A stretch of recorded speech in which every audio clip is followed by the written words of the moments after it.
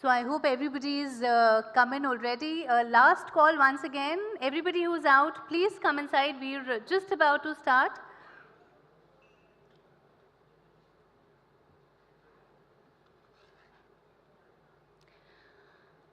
So very good evening to everyone present here. I, Divya Sharma, welcome you all to the Times of India's Right to Excellence Health Summit.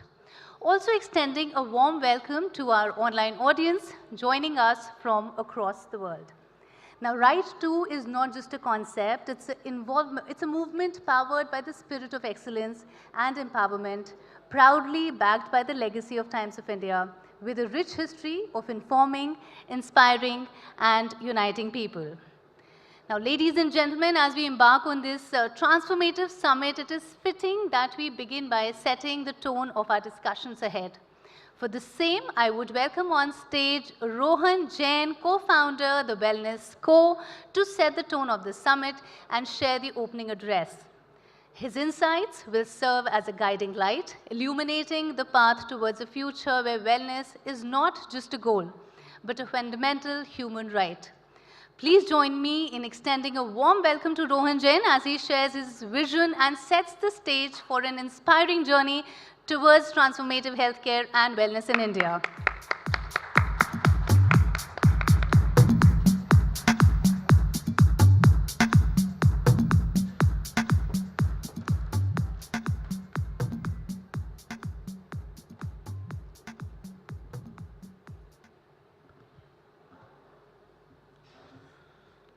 Ladies and gentlemen, esteemed members of the health and wellness community, a very good evening to you. My name is Rohan Jain, and I stand before you today as the co-founder of the Wellness Co. It is with immense gratitude that I address this gathering at the Right to Excellence Health Summit. I extend my heartfelt thanks to the Times of India team for orchestrating this remarkable event that brings together visionaries and professionals dedicated to shaping the future of wellness in India. It's a privilege to be part of such an esteemed platform where we can engage in meaningful discussions and exchange insights that can catalyze positive change in our society. I am filled with anticipation and eagerness to delve into the discussions that lie ahead. Our collective goal is to explore innovative strategies, share best practices, and learn from the experiences of thought leaders and change makers in the field of health and wellness. Through these exchanges, I am confident that we will uncover invaluable insights that can inform our efforts to promote holistic well-being and enhance the quality of life for individuals across India. Together, we have the power to inspire positive transformation and create a healthier, happier future for generations to come.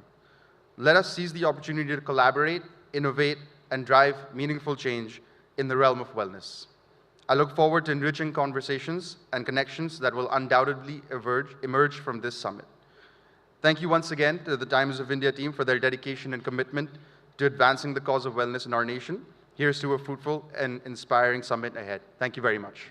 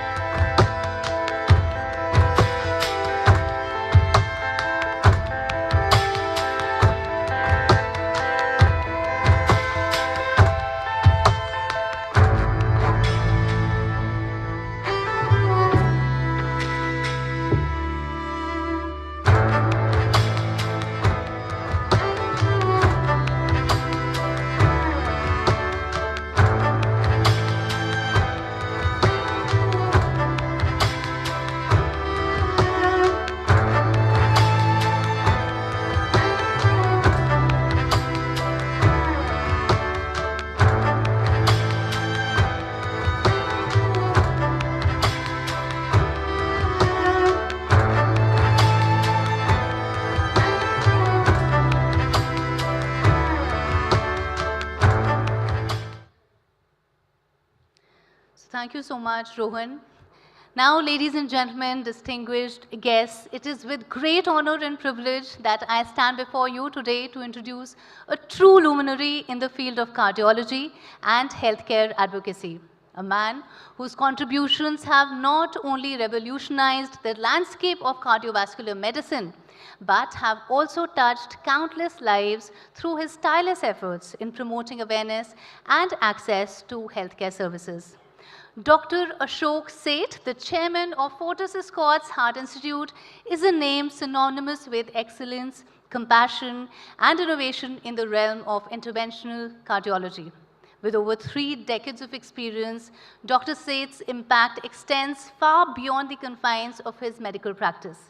As the president of the Asian Pacific Society of Interventional Cardiology, he has been instrumental in fostering collaboration and knowledge exchange among healthcare professionals throughout the Asia-Pacific region, thus advancing the standards of cardiac care and patient outcomes.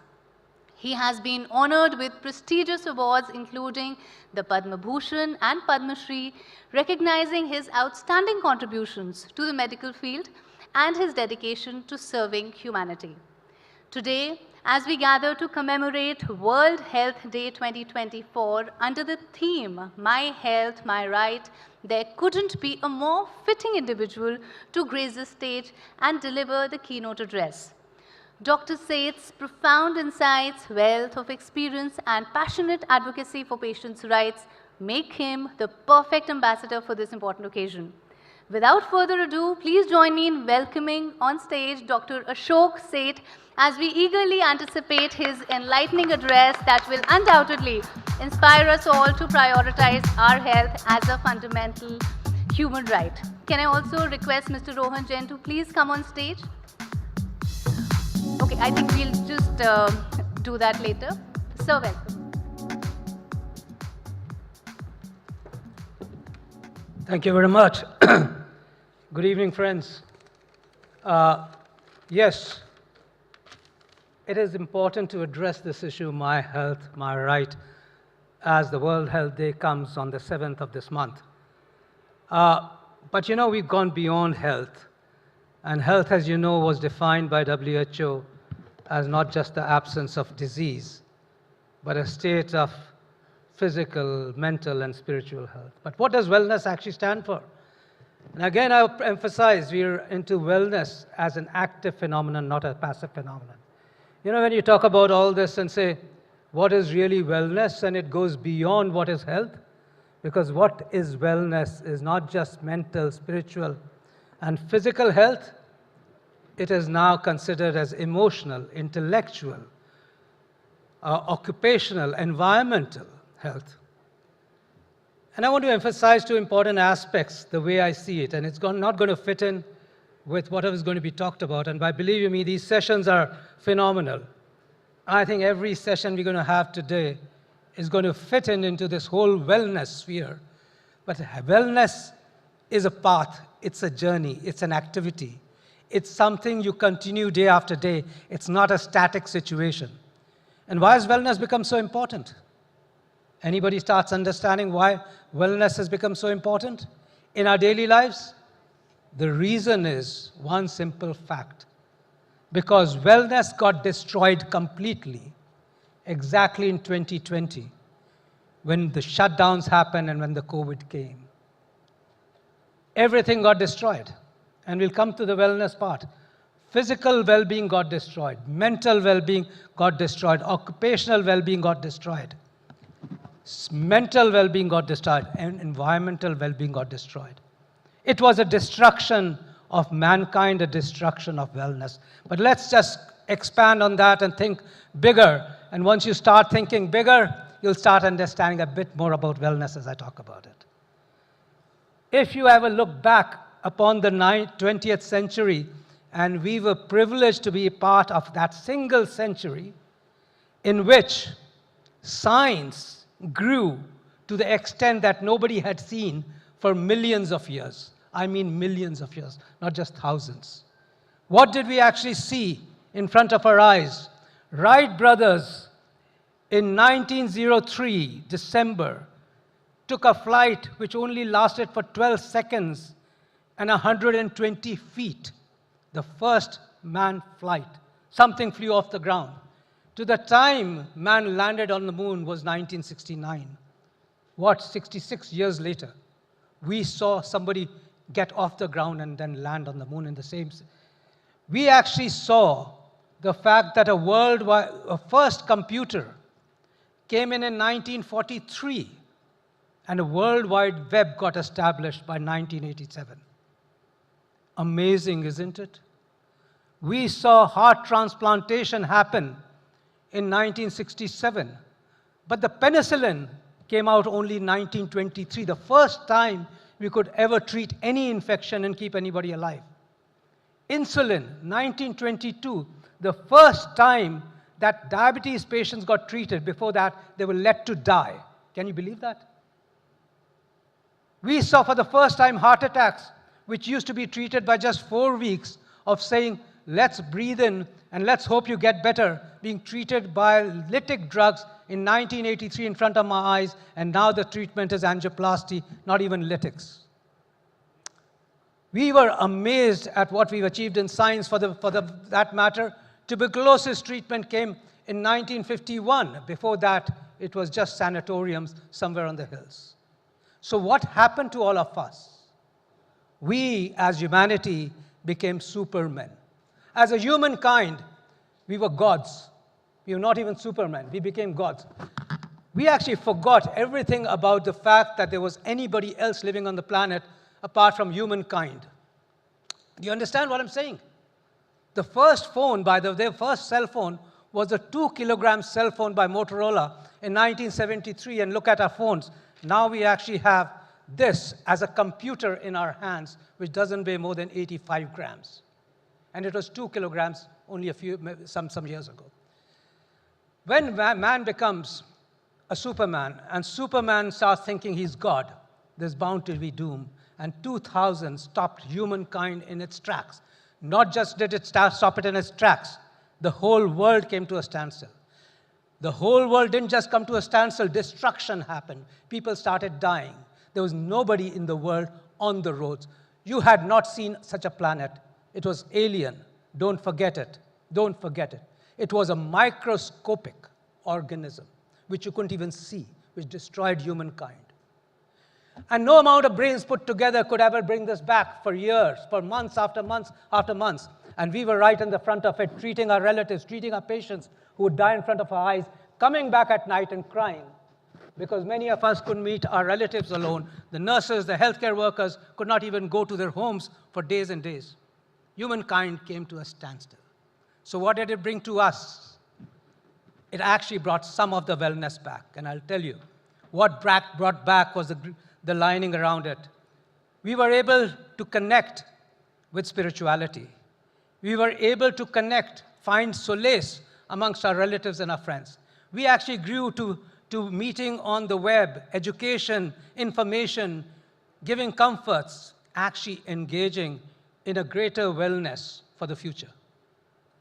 Everything that we talk around now, whether it's yoga, whether it's information, whether it's digital technology, whether it's even combining together to think science, whether it's the public and private healthcare combining together, whether it's going beyond boundaries that we've never seen before, which is a part of wellness, happened because we were reduced to a whole unwellness of society.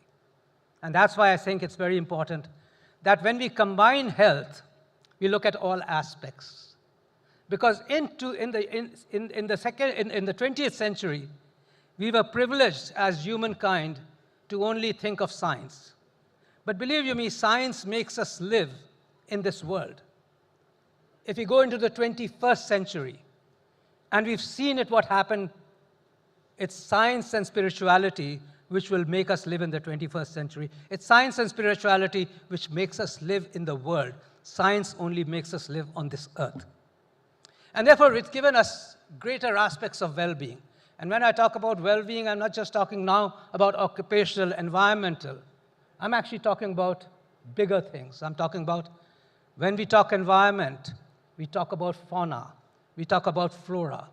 We talk about animals giving the same importance as the human beings. We talk about the birds, the flowers. I think we talk about more about this world as we think of wellness for our own selves. I think today's discussions are going to be paramount. But do think, give it a thought to what I said. Wellness lies in being active towards not your just own self.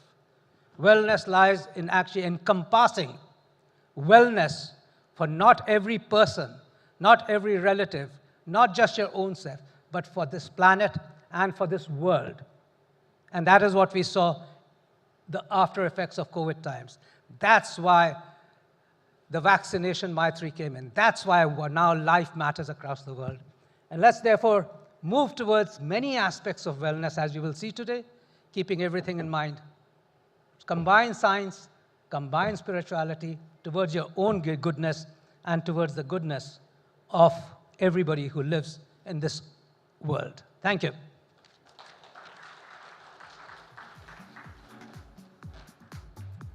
Thank you so much, Dr. Seth. I would request you to just wait here, and for the felicitation, let me invite on stage Mr. Rohan again.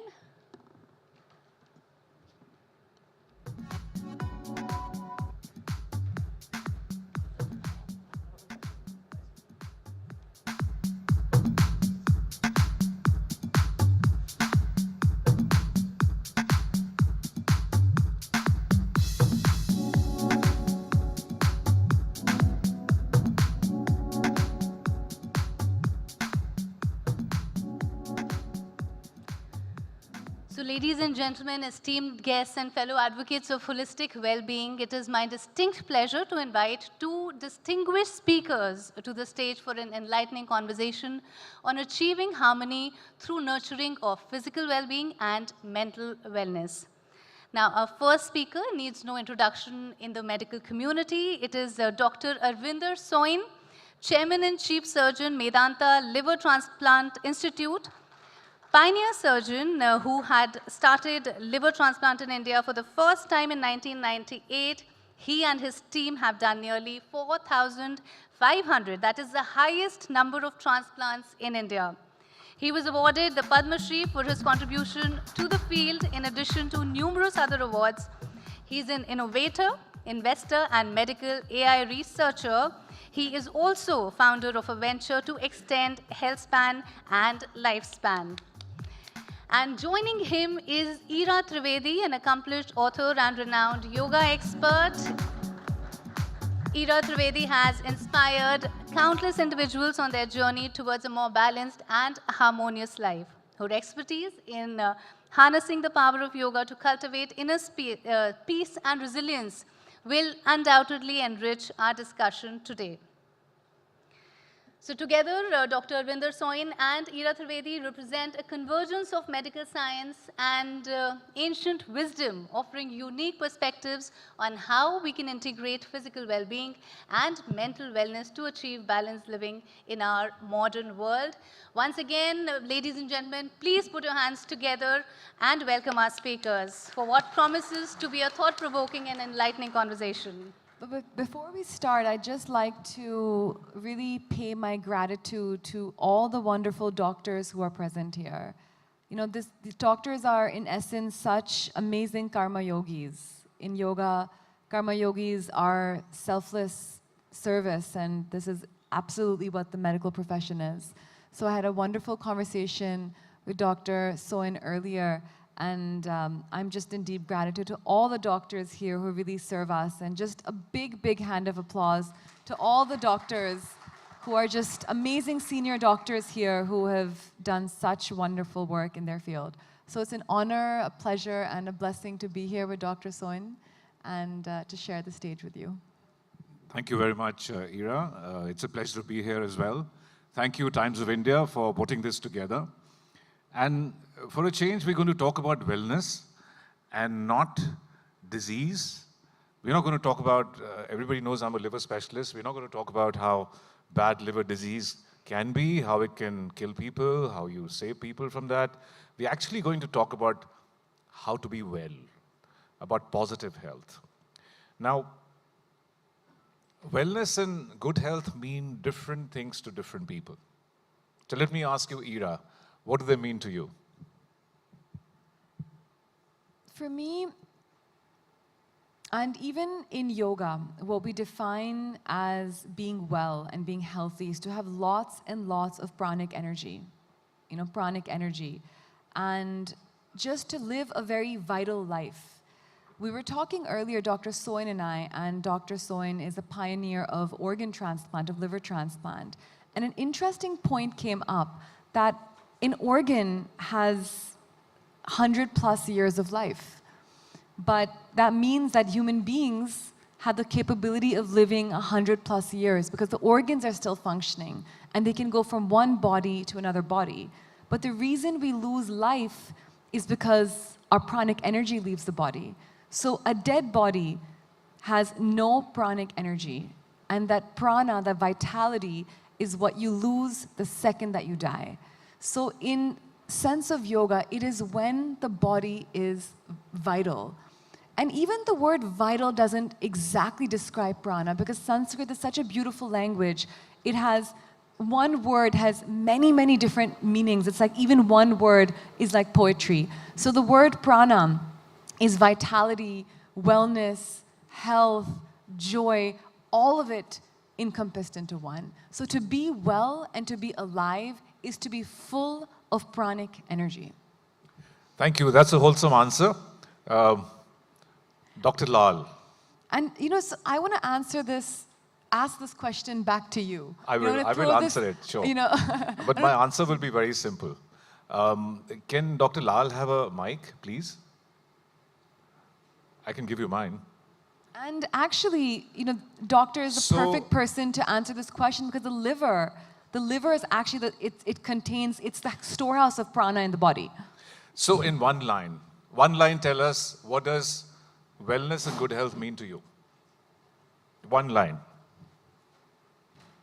Wellness and, hello, can you hear me? Yes. Wellness and good health means a man to be free of disease, free from infection, free from all sorts of non-communicable diseases, and a state of good mental health also. And it's just not, that you're disease-free, but you are actually, well inside what she's trying to say, pranic energy. Well, many doctors wouldn't understand what is pranic energy, but well, we all, are trying to understand that. So it's not only absence of disease, but to be in actual good health otherwise. Great. Ishi Khosla, the famous nutritionist. What does it mean to you? Well, Sorry, I'm going to make it very interactive. yeah. So Avi and me. He's Avi for me because we go back from KG up to class 12th. Stop right there. So a lot has been already covered, so I won't repeat. So you only have one line. Resonate with every word, but I would just say when you wake up in the morning and you have a positive feeling about yourself and about your day and about looking forward to more in life is when you're in good health. Excellent. Before you ask me, I'll say it myself. Sure. I was just thinking about it. I think, to me, it's like running up 4 flights of stairs and not feeling tired and breathless at the end of it. It's one of the things I think good health and wellness is about. And I can think of many such things. Doctor, I'm going to bring... Yeah. That was too... No, that's my feeling. You can't correct it. I know. Yeah, that's your feeling. I'm not going to correct you, but I'm going to expand on that. Okay. And I'll tell you why. Right. You just talked about physical health going up. I'd say when you run, it's like when you run a life and you feel good about it, then for me that's wellness. Not 4 flights of that. That's physical health.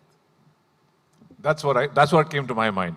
Anyway, Ira, tell us. So, Doc, I don't know if this is confidential, but I know you're also working on longevity, and that's really a passion of yours, to bring medical science into longevity. So are there any scientifically proven techniques to improve wellness and lifestyle that you've been researching and looking into? So are you saying that are there any scientifically proven techniques Measures, which can increase lifespan and Yes. health span? So it's going to be a long answer. You know, basically, unless one falls off a cliff or has an accident, you die of 4 things: cancer, type 2 diabetes and its complications, cardiovascular disease, and neurodegenerative disorders. So you basically die from these 4 things. And interestingly, these can all be detected very early and in fact prevented in as many as 30% of the people. So, which means that we have to change our focus in all the healthcare institutions from just treating people with serious diseases to actually promoting wellness and positive health. And that basically, so let me give you an example. How does one prevent diabetes from happening? You will say that I had a family history of diabetes, so I'm going to have diabetes anyway. No, that's not true. Before you diagnose to have diabetes, which means that your blood sugar level remains high, your test called HbA1c goes to 6+, you're actually 5.8. Before that, you're 5.7 at some point in your life. So the pre-diabetic status starts at 5.7. Currently, there are experts who think it should start at 5.4. And early 5s is what you should aim for. HbA1c is nothing but the average blood glucose in your blood over the previous 3 months. That's what it is. So when you detect, if you do screening tests on people and you detect HbA1c of 5.7 or 8, that's definitely the time to start acting. The other thing is that diabetes itself is a killer, but there are other things which are called metabolic risk factors, which means hypertension, which means being obese, that means having a high waist circumference, having bad lipids, triglycerides, low HDL, and so on. These are the risk factors, so-called metabolic risk factors, that add to the risk of cardiovascular disease. So when you have these, you can do simple interventions with diet, with exercise, with sleep, with emotional health improvement, and simple drugs and supplements that would prevent you from actually going into the disease phase. And if you're already into the disease phase, then it will prevent the disease from advancing and treat it early. That is a long answer to your short question. That would increase your health span because you will be healthy, and that will increase your lifespan. So if you can prevent people from getting the diseases that kill them, then obviously you will enhance longevity and you will enhance healthy longevity, which means that you may live that long, but you may be healthy only that long. So it's called squaring the longevity curve, which means you're healthy for as long as you live. And that's going to happen when you detect the early indicators of future disease. So not just people over 50 or 55 need testing. People who are 30, 40 should think about their next 40 years, not just the next 10 years. That is the shift of focus that is needed among medical practitioners and institutions to actually enhance health span and lifespan. Sorry for the really long answer. No, it's a beautiful answer, and it made me also think, because what happens is that in the practice of yoga and pranayama and meditation, as you do these practices, you become very aware. So when a disease is about to strike, you start seeing the early signs in your body and in your energy. So according to me, and I'd love doctors' thought on that, when there's energy trapped in the body, you know, energy trapped, whether we call it the chi, whether we call it prana, when energy is trapped, it first leads to pain, and then it leads to disease. That's the way that it goes, and then that's why through the practice of yoga, these are not just random postures, we actually are untrapping energy. And when that begins to happen... So tell us in more, in easier terms that everybody can understand, what are the specific things in yoga that you would suggest that would prevent, let's say, diabetes, heart disease, liver disease? Are there any particular techniques or asanas? Absolutely. Or, yeah. So every single asana, you know, every single asana is working not just on the physical body. These are not just mere postures. Every single posture is working on pranic energy. And when you do these postures, when you hold the postures, when you do them in a traditional way, in the traditional Hatha Yoga way, and you breathe in the postures, and you meditate on the postures, that's when you begin to release this trapped energy. And so what you were saying very early on, you begin to realize where there are problems in my body. And I'll give you a very interesting example. My sister was recently, younger sister was diagnosed with thyroid cancer.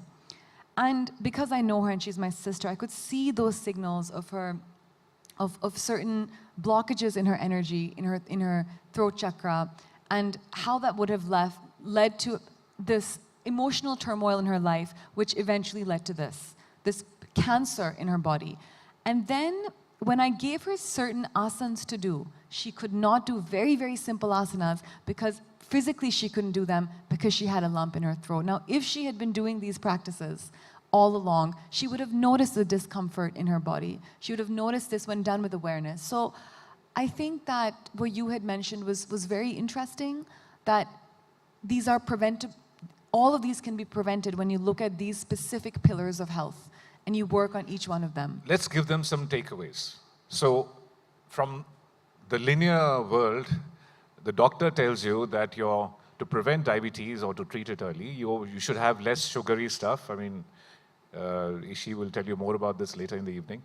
You should avoid everything sweet. You should avoid refined carbohydrates. You should obviously have green leafy vegetables, whole fiber food, some fruits. Then you should exercise, because exercise will do what? It'll reduce your weight. Mm-hmm. It'll increase your muscle mass.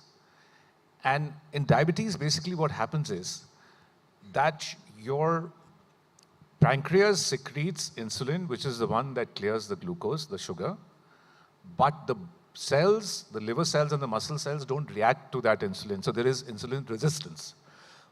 What increased muscle mass would do is increase insulin sensitivity. So as you lose the fat cells and you gain muscle, you actually increase the body's response to insulin. So therefore you cure diabetes, you lower your sugars, you lower your HbA1c. Then sleep. Sleeping well has been shown to reduce insulin resistance and increase insulin sensitivity. These are all scientific studies. I'm not a hocus pocus man. I only believe in science. And then stress. And she's going to tell us how to do all this, because I have no answer for reduction of stress. There is no medicine. And if you reduce stress, what you're going to reduce is stress hormones, yes, which means cortisol. And cortisol elevates blood sugar. It increases insulin resistance. So if you have techniques in your bag, which Ira will leave you with, then you could reduce stress. Everybody has stress. Tell us a little bit about stress and sleep, because there aren't easy solutions in my system. And but I think they are in yours. There are very easy solutions, easy and absolutely free solutions.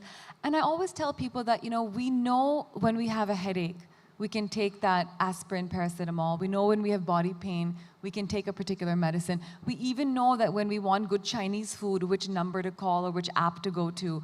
But when we have stress, we don't know what to do. When we get angry, we don't know what to do. Those very basic toolkits of life, we haven't been trained to do. And that's what yoga can teach you, right? When we face these situations in life where we really need help, what do? Your best tool is your breath. Your breath is your best life tool, because your breath is your life. You learn how to control your breath, you automatically learn how to control your mind. And when you learn how to control your mind, you can control your life. So the practice of pranayam is incredible, and I'd love for all of us to just try this all together. I'm going to exceed our brief and maybe call upon you to demonstrate a yoga asana or two and the pranayam. So I'd like to Is it possible? Yes, absolutely, absolutely. So I want to do, how about I do a simple yogasana for, say, diabetes, or, sure, please. Would anyone like to know about any one particular posture for any one ailment? I'm happy to show that to you. And then I'd like for all of us to do one breathing practice altogether, and then tell me how you feel right afterwards. I'm going to lead you through it. Is that okay, Yeah, Doc? that sounds great. Sounds good? So which asana, or what, tell me the ailment and I will do the asana and show you. So insomnia. Now for insomnia, the best one is actually yoga nidra. Okay, it's psychic sleep, but that is just lying on the mat in shavasana. So I think, Okay, yeah. okay.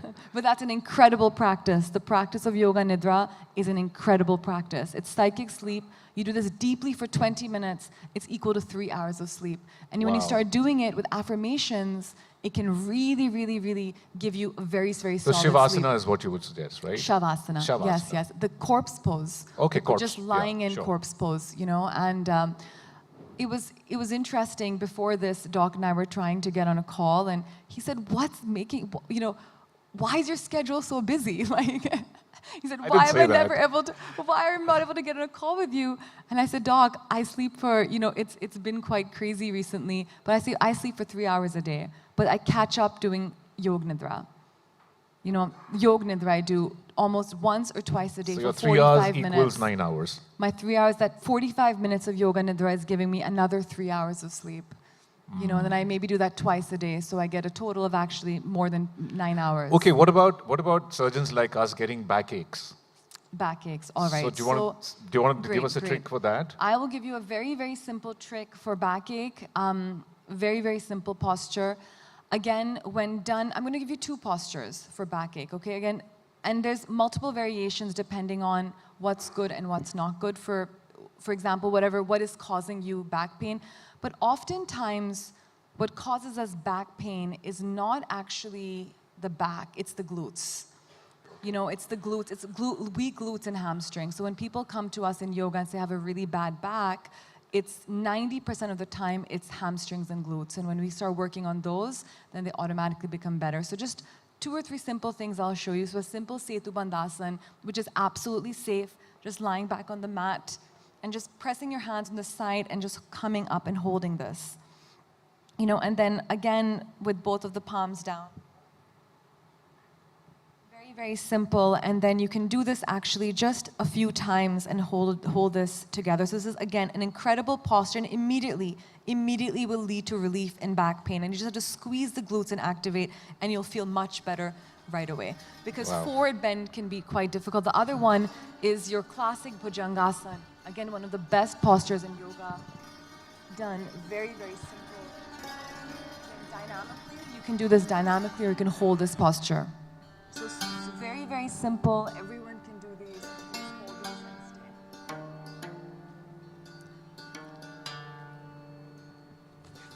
So when you do these with the breath and hold these postures for a minimum of 30 seconds, then these can be incredible practices, and so simple. Wonderful. You know, Thank you these, so much. For back pain, again, as I mentioned, it's often the glutes, a lot of tension in the glutes, which causes this. So while we're at the glutes and the ways in yoga to prevent you having back trouble, a word about exercise. Now, obviously, everybody talks about exercise, and exercise is extremely important. And exercise is important in, I already said, in increasing insulin sensitivity and reducing HbA1c and diabetes.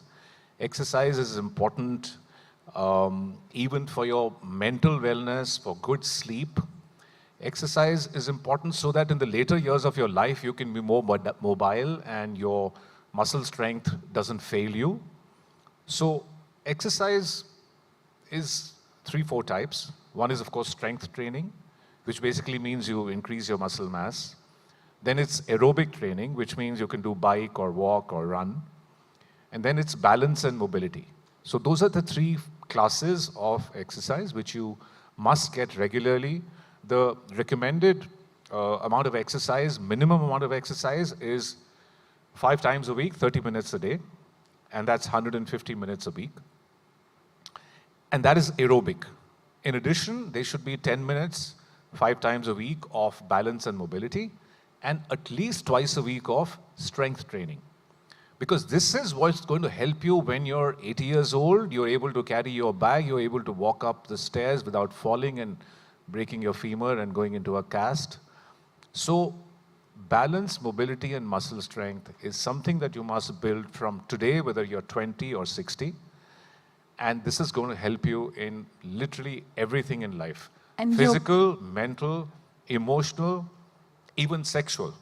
The more you exercise, the more endorphins you get the right release of the right kind of hormones, and you'll have better sexual activity after 50 years of age. So exercise is a huge boon. In fact, I read somewhere that exercise is the most potent longevity drug known to man. So I'll leave you with that. And to add to that, yoga encompasses all three of these that you're talking about. You get all three of these: balance, mobility, strength, and cardiovascular exercise in the practice of yoga. So while yoga is an ancient practice, I really, really feel that the ancient yogis created this practice for modern times, and it is so relevant today. You know, really, really a relevant practice. And even if you begin, and people always say, how do we start yoga? Okay, yoga is amazing, but how do we begin? You just need to begin by doing a little bit every day, 5 minutes. Incorporate it in your daily practice. Do 5 minutes of Surya Namaskars in the morning.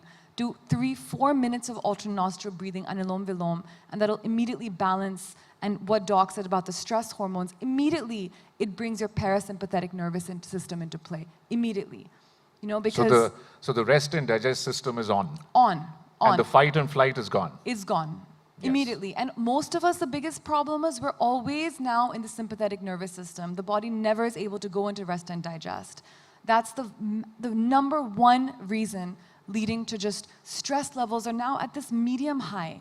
And human beings have evolved, hunters and gatherers. They're in super stress systems, and stress is good. But when it peaks and then it goes and you're allowed to rest. And this keep your nervous system very, very active. So, but sympathetic nervous system activity is very important. And I'd love to conclude our session by doing just 1 minute of breathing altogether.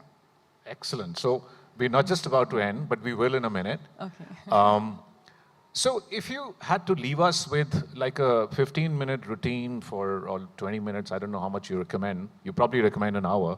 But let's say 20-minute routine of yoga and meditation, what would it be? I mean, I'm not saying you demo everything, but you could just tell us, or demo 1 or 2 things and tell us the rest. Sure. So I would say that you should begin the practice by doing 5 minutes of sun salutation, Surya Namaskar. That gets you the cardiovascular practice that you need, 5 minutes. Do them as fast or as slow as you'd like to. Once you finish your Surya Namaskar, you should be doing in yoga 1 forward bend, 1 backward bend, and twist. So try to get, and 1 inversion. So try to get these 4 motions in your body. So moving down, moving back, moving to the side, and going upside down. Because that inversion, like the Shirshasana, so talking about longevity, they say you do Shirshasana, and that is your cure for long life. That's the one asana, it's the pineal gland, and it all is very scientific. You know, it's the pineal gland that gets very activated and really in tune when you do the Shirshasana. So that's the king of all asanas in yoga. The Shirshasana, I mean, that's not, and everyone can do it actually with practice. And then you conclude with about a few minutes of breathing, 5 minutes. So 5 minutes of sun salutations, 10 minutes of asana, forward, backward, side, and inversion, and 5 minutes of breathing. And that's your complete practice, 20 minutes a day. If we got off social media for 20 minutes and did this, then hospitals will be half as full. So Sorry, binge doctor. less, do more yoga, meditate more, right? Yes, absolutely. Your parting thought. Absolutely, absolutely. And I think this is all we have time for. And thank you very much for being with us for this. And we will end by your suggested breathing exercise. Yes, let's do a gentle, quick breathing exercise. So everyone, if you can keep your feet on the ground, so the spine is straight, keeping the back straight, keeping the spine straight, and gently closing your eyes. And I'd just like everyone to do a very simple diaphragmatic breathing exercise. You can keep 1 hand on the belly and 1 hand on the chest, something so simple. And as you inhale deeply, feel the belly move out. And as you exhale, feel the belly button move towards the spine. Let's inhale deeply. Feel the belly button move out as you breathe in. And as you breathe out, just exhale, move the belly towards the spine. Now let's inhale deeply on my counting on 1, 2, 3, 4.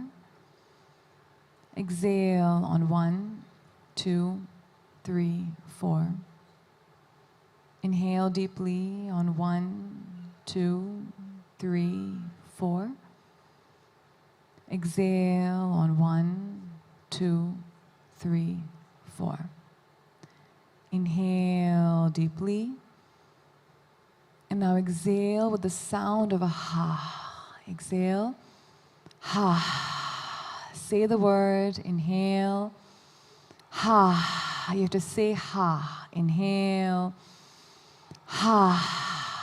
Physically say the word ha, just the way I'm saying it. Inhale. Ha. Inhale. Ha. Inhale deeply. Ha.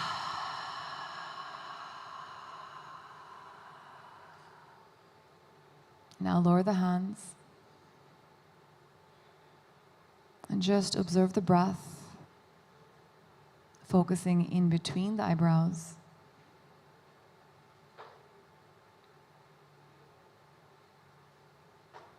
And gently open your eyes.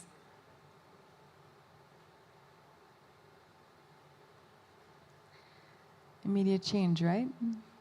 Yeah, Immediate thank you. change. Thank you so much, Ira. I think it was a fantastic reset for the entire audience.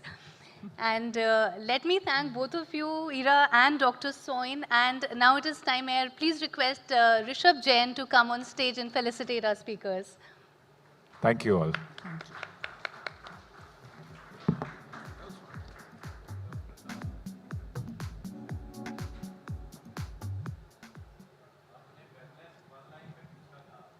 जी बताइए नहीं बताइए please can the gentleman have a mic please Punjabi दसो जी no problem जे मैं सोचना मैं कोई doctor नहीं हाँ हाँ माई जी। Wife is a doctor she is not able to come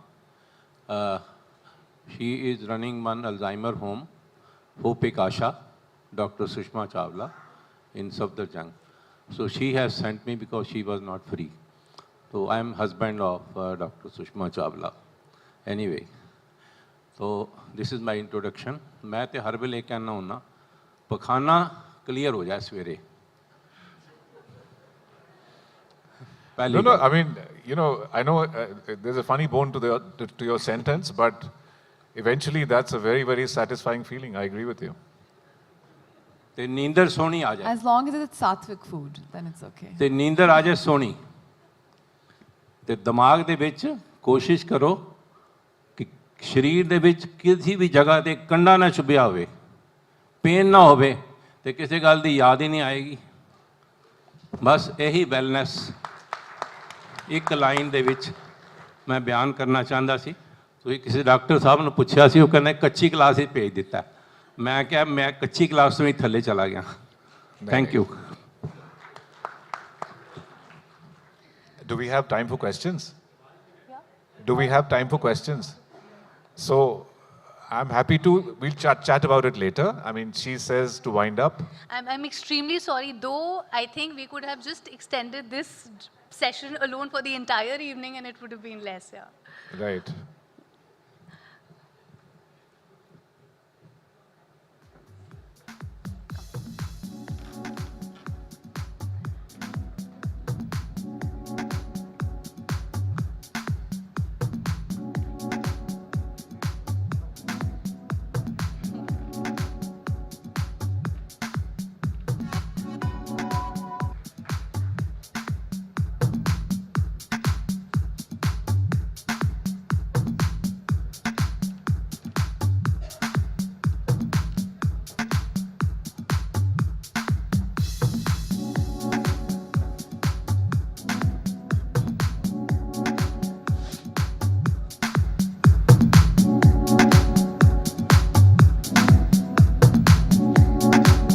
Thank you so much, Rishabh, and thank you, Dr. Soin again and Ira.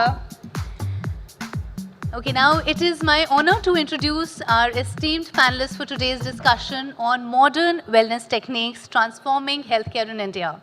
Our first panelist is Amrita Tripathi. She's a visionary leader in the realm of health journalism and advocacy.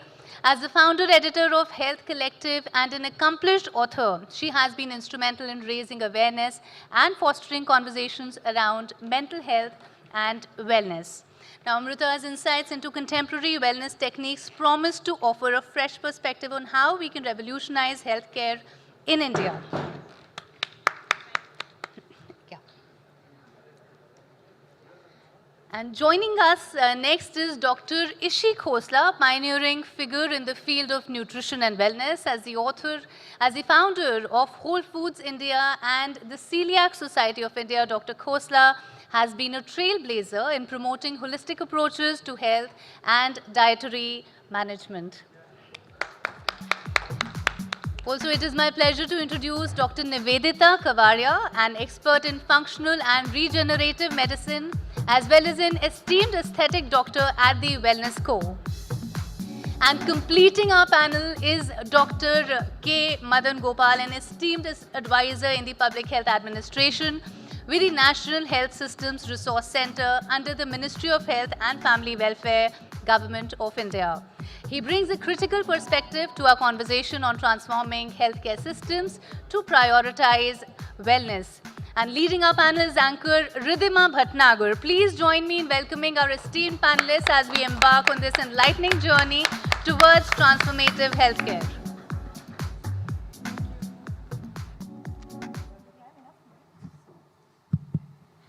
Do we have enough mics? Can everyone hear us? We'll just wait for everyone to just settle down.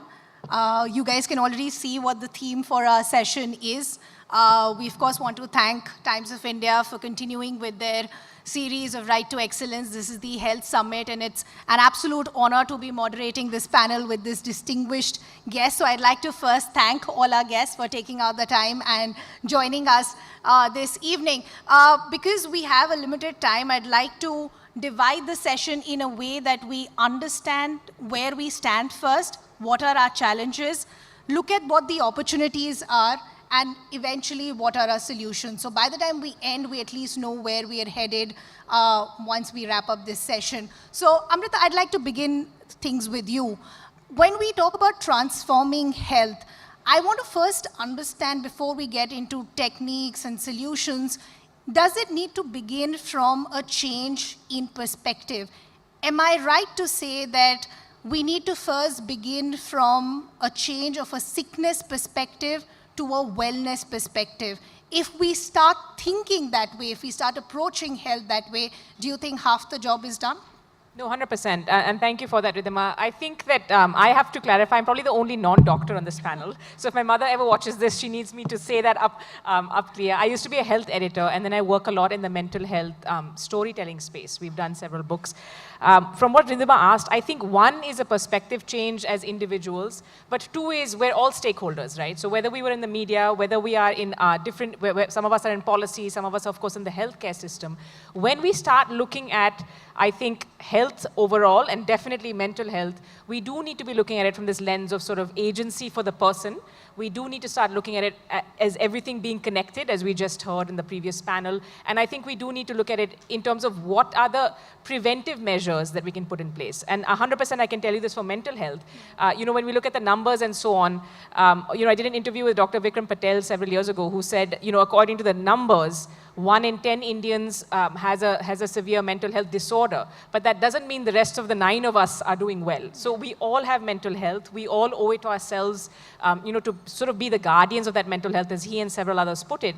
And I think Ridhima framing that in a way that doesn't make it about us and them, because for mental health, definitely we try to talk about stigma, but that stigma starts with and ends with each one of us. So there is no us and them when it comes to mental health. We all have it.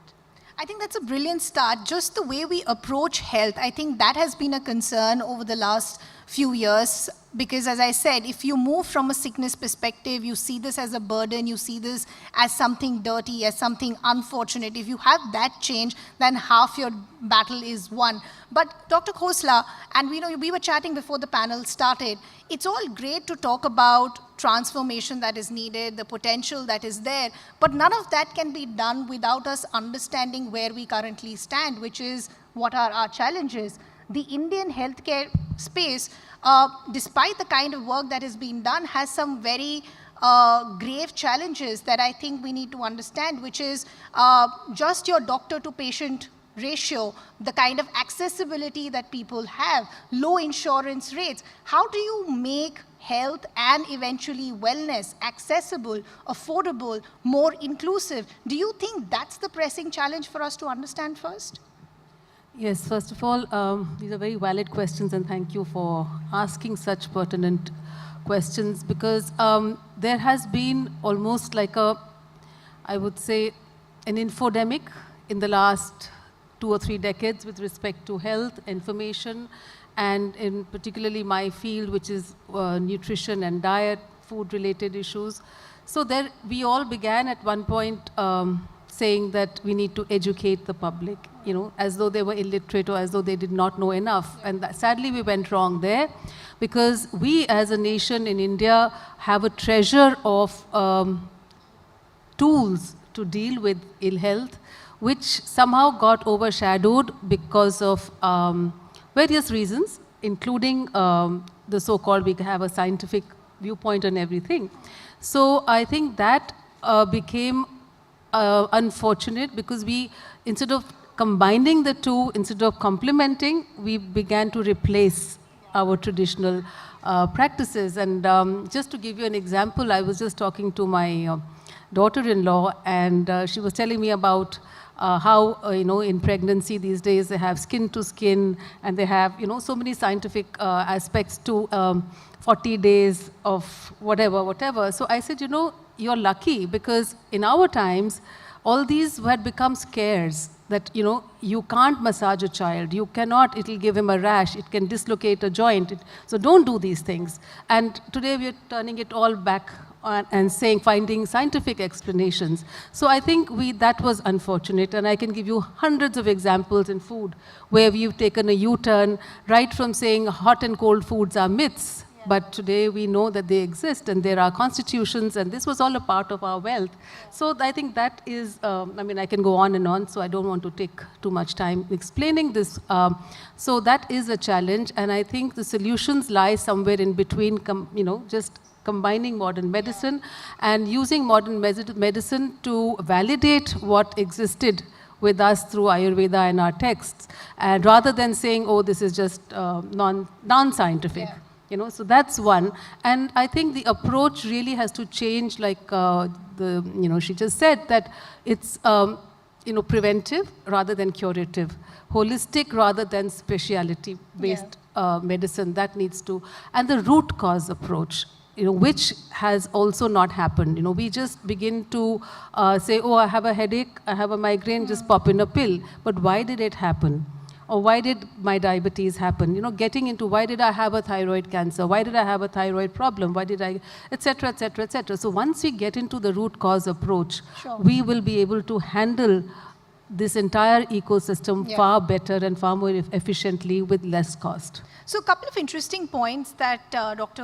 Khosla is pointing out, and I'll get to what she said, that how do you move from this entire habit of popping pills, and we're all, used to it, to a more wellness perspective. But I want to take on from what she said and bring Dr. Madan Lal also in the conversation. So essentially what Dr. Khosla is saying, that this is possibly the time, and what really wanted me to do this panel was also how the entire summit was themed. Usually you see a lot of health summits just focusing on health and disease, but not many want to focus on the idea of wellness. So Dr. Khosla is saying that maybe it's time to find that middle ground. You bring in your age-old traditions and your modern techniques. So essentially, Dr. Madan Lal and Dr. Khosla have to meet in the center. That's the balance that we're looking at. Do you think we're on the right track, Dr. Madan Lal? Thank you. It's a very interesting question, because if you see that journey which the public health has traversed over the last many years, the definition of health was very difficult, because after the constitution of World Health Organization, it almost took 40-50 years to arrive at a consensus that health is a state of, though it is a state, they are still saying it's a state of physical, mental and social well-being. It has to be a dynamic process. That's a different debate. It was an Alma Ata declaration where it was agreed that now we are moving from disease to the health aspect. Having traveled that journey, because health for all, the slogan was given, from that we have moved to the wellness aspect, the Millennium Development Goals and the wellness was there. And if you look at the strategies, how the strategies were built around, the whole focus was on primary health care, which was having all the social determinants as well as providing services. Looking at the kitty which is available for the public expenditure, you see that the whole focus was on primary care. So as a result, you have seen primary care reaching to the people. A network of things have been created.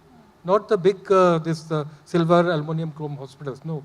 A small hospital, 30-bedded hospital, 6-bedded hospital, 100-bedded hospital or 500-bedded hospital at the district level. That kind of system has kept in. But this was whole focus on providing health. Now from that, for the last 1 decade, now the whole focus from the primary health care is shifted to comprehensive primary health care. To add to the other burden, because there are 3 burdens we are struggling. One is the evergreen, the reproductive child health, that is going to be there. The other is the communicable disease, and the third is the non-communicable disease, including the mental health. Sure. So the strategy changed from just focusing on health. From disease, we have shifted to health. From health, we thought that there should be a wellness component, how the person should feel well. That's why the sub-health center, which were evolved for the last many years, they were converted into health and wellness centers. So we have now rechristened it and renamed it, because when we are talking about wellness, it has to be in the form of temple. Correct. So we are making it as a Ayushman Arogya Mandirs. Yeah. So wherein the wellness is now very much creeped into the system, the public health, which was essentially focused on the disease. From disease, we were focusing on providing preventive promotive health. Now we have gone a step ahead. Now we are talking about the wellness aspect, and all the places wellness sessions are happening, be it yoga, be it Zumba. In southern part, they And have we're seeing the government also step in very proactively. If you look at the Ministry of Ayush, addressing concerns as far as yoga is concerned. So we've seen that directive shift, not just from people wanting to get in the space, but from the stake and policy holders as well. Dr. Nivedita, I want to get you in the conversation, because we said we're speaking about wellness and making this perspective shift. So we're talking about making healthcare more holistic as well. The biggest concern, and I'm going to break it down very simply, is when you speak to somebody, who has a patient in their family, the patient sees themselves as a burden on the family, right? Do you think it's now time to move towards an approach where the patient can also become a part of their own care? So there is a more holistic approach of how you not just tackle the problem, but then eventually look at solutions as well. Yeah, that's a smart question. Nicely framed.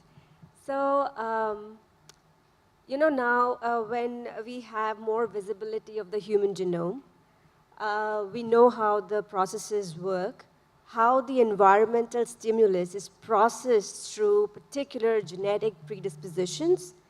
So any disease is nothing but a result of interaction between your environment and your genetic predispositions. So having said that, it becomes very simple and logical that when you want to better somebody's health, it has to be an approach that looks at a better management of this interaction. That means environmental stimulus in the form of diet, exercise, mental well-being, emotional well-being, digestion, nutrition, all of this, hormonal.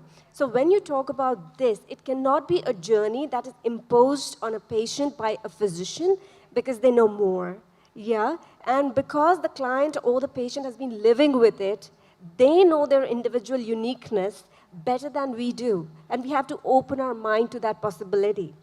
We can definitely help them unlock, and they can help us understand that disease process and that individual uniqueness in them. And then they have to be a part of the journey together. And also when we talk about diseases which are more chronic, which is the rising type of disease because we're living longer. So then it is even more important because cure is a rarity. All you have to do is look at amelioration of the symptoms. Yeah, and that can only happen with very direct interventions, very simple interventions, which are very easy for clients to understand. Diet, exercise, supplementation, and antioxidants if required, and mental counseling. Yeah, I think that's very well put, and this is where I want to bring Amrita back in the conversation. Amrita, you know, fortunately, we've seen that shift happen, which is 50 years ago, health meant physical health. Either you have to have an unfortunate accident or a long-term illness. Fortunately, with more awareness, more education, more conversations like these, we've understood that's a very restrictive way of looking at health and eventually wellness as well. You're somebody who champions the cause of mental health very well. Kudos to the kind of work that you've been doing. One of the concerns that come in, whether it's physical health or mental health, is one, the lack of help. Where do you begin? A sense of loneliness. You build a sense of community for those people to feel that they're not alone. Could you talk to us about why that becomes so important? Because if you help one, they will help 10. Is that the idea that you work with? Yeah, that's actually a great way of putting it. I think that they is us, by the way. So I feel like we're all a member of a community. And what's ironic is in this age where we're all hyper-connected on social media, we are actually facing the brunt of isolation in real life. And there, there have been studies about this. You're seeing the impact on young people, but also older people. I think the phrase mental health puts off a lot of people. But once we start the conversation, we've been, wherever we've been talking, including at Lit Fest with our books and so on, we have older people coming up and saying that, as Indian societies have changed, there's a lot of guilt now because folks aren't able to do the caregiving they were doing earlier. They don't know where, as you've been hearing, when people are living longer and longer, how do you still have that sense of community when your family is elsewhere? So there's acute loneliness, there's definitely guilt, there's that sense of isolation. Younger people don't always know how to communicate with other people about what they're going on. In a way, the pandemic, which we heard Dr. Seth talking about, the pandemic actually made us mainstream some of these issues. And we started learning this vocabulary. The mainstream media started covering a lot more of what's happening. We heard from marginalized communities, by the way, that some of them had to go back to families that may not have been welcoming, and then they found their people online. So one thing I usually tell people is, sometimes you look at the scale of the problem, and in India there's no dearth of problems. So if you look at health, there's always huge numbers, and you feel there's nothing I can do to make a difference. But every single one of us in this room, and it's not just about sitting on a stage, every single one of us can learn to be more empathetic. We can learn to listen. We can learn not to judge. And I think simply saying, be kind it's an easy thing to say. It's hard to put into practice. What we started seeing with this community, and the Health Collective actually started with a repository of information and helplines. People started sharing their stories because they said, this is 7 years ago, there's a place where people care about our stories. That spread through word of mouth. So I do think that for each of us, one powerful message has been whatever you're going through, and especially when it's mental health, but even physical, when you go through a disease, you can feel very isolated, you can feel very alone. So for us, that's more than a hashtag. We say you can find people who are going through what you're going through. Just remember you're not alone in this.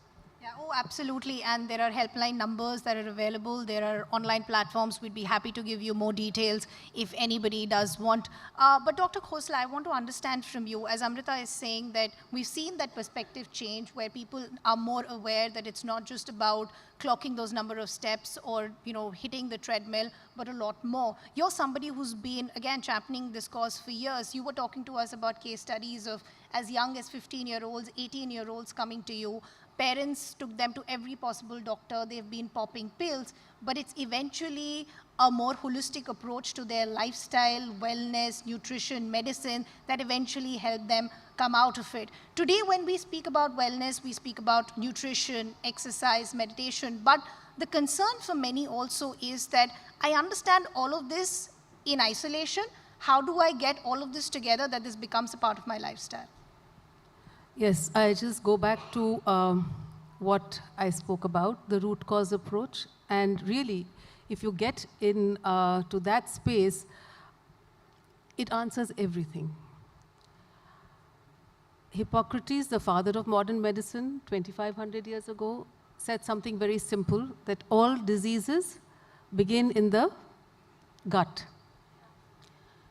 today modern science has shown something so simple by demonstrating that in the gut we have trillions of microbes, the microbiota. And they hold the key to whether we are ill or whether we are well, whether we are depressed or whether we are vibrant and happy, whether some genes will be expressed or silenced or dimmed,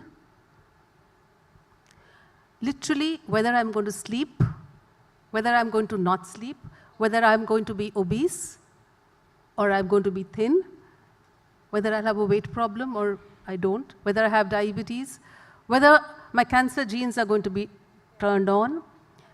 It's everything. And today, Dr. Alessio Fasano, who's almost like a potential for the Nobel Prize, has gone on and said that almost 300 medical conditions are linked to what we call the leaky gut. And some of the grains that we eat every day are contributing significantly to the leaky gut. And these diseases go under different names: obesity, diabetes, heart disease, thyroid disorders, cancer, etc., etc. Nothing more powerful than that. So we really go back to what the ancient wisdom was and validate it through science. And today, when we talk about, when you said mental health, and we think it's a not so happy word, but I think it's time to say that it's all in the gut. We have 90%, 80 to 90% of the neurotransmitters, including serotonin, dopamine, tryptophan, etc., secreted in the gut, even melatonin. So, and the beauty is that, and I practice this in my work every day, I see transformations, literally transformations from, on some I shared with you, and in a span of like this. It's really, we never thought, I come from the mainstream nutritional background, but as students, we never thought of, nutrition science that we'd be able to do so much. Yeah. So I like what Dr. Khosla said. We usually say it's in the head, but now it's in the gut. Yes, it's the second brain. It's actually called the second brain. Because, we've reached the end of the discussion. As I said, we would now want to understand modern techniques and solutions that are needed to transform health. So Dr. Madandal, I want to understand from you. Dr. Khosla is talking about wellness, nutrition techniques. Talk to us about the potential of the healthcare industry today as far as modern technology is concerned, as far as preemptiveness is concerned, because I think that becomes the operative word. Sometimes we reach the hospital, it's far too late. Is there technology that's helping us to save time today? You see, there are two major things which have happened in the medical field. One is the use of sensors, and the second is the biomarkers. It has revolutionized the way the medical practice used to be. The modern medicine, which everybody talks about, it used to be traditional medicine 40, 50 years back. Because it has been adopted by many people across the country, that's why it has got the status of this modern medicine. Otherwise, in some parts of the world, before it was introduced, it used to be traditional medicine. So we have to always remember that fact. Second thing, you have talked about the technology. Now you see increasing use of technology. And COVID is a glaring example how we have used the technology. Despite not having beds, when the system was overwhelmed for 3-4 weeks, it was a technology which has helped us. From control rooms, we have moved to the command and dispatch functions, and now you solve that key. Communication centers. Then home-based care was happening because of technology. The pulse oximeters and the digital thermometers were there. And with the aid of the teleconsultations and other things, you see that how we have leveraged the technology. In the coming days, for addressing the issues of accessibility, affordability, and other things, we would be using technology. If you take the example of the other alternative medicines also, see how the technology has been used. They also use the technology, sensor technology, for actually mapping the Vapa, Vat, Pitta, and Kapha dosha, and they make charts. Based on that, the wellness activities and other things. And in the coming days, you will be seeing a lot of wellness activity because everybody wants to be well. But it's very difficult because it took 40, 50 years to arrive at definition of health. Yeah. It will take another same 4 or 5 decades to arrive at a definition of wellness. Yeah. So first we have to be well-being, then we can talk about the wellness. Because very fluid situation. It's not that I can be well. I may be looking very stout and this, I may be having metabolic disorders, but my mental agility and other things, it's very difficult to match. Yeah, and I think So that's why... you can't define that Yeah. who is healthy, who is not healthy. For some, the physical health is the health. Yeah. The other is the social health is the health. But from others, the spiritual or the mental health would be the health. But it's very difficult definition. But technology is going to come. If you're not into the technology, then you're not into the healthcare, whether it is traditional or whether it is modern.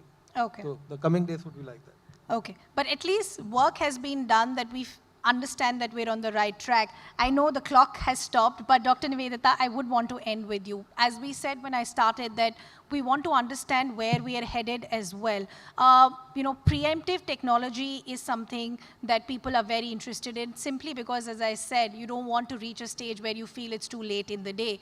The chronic patient burden is a real challenge for India, apart from some of the others that I listed earlier.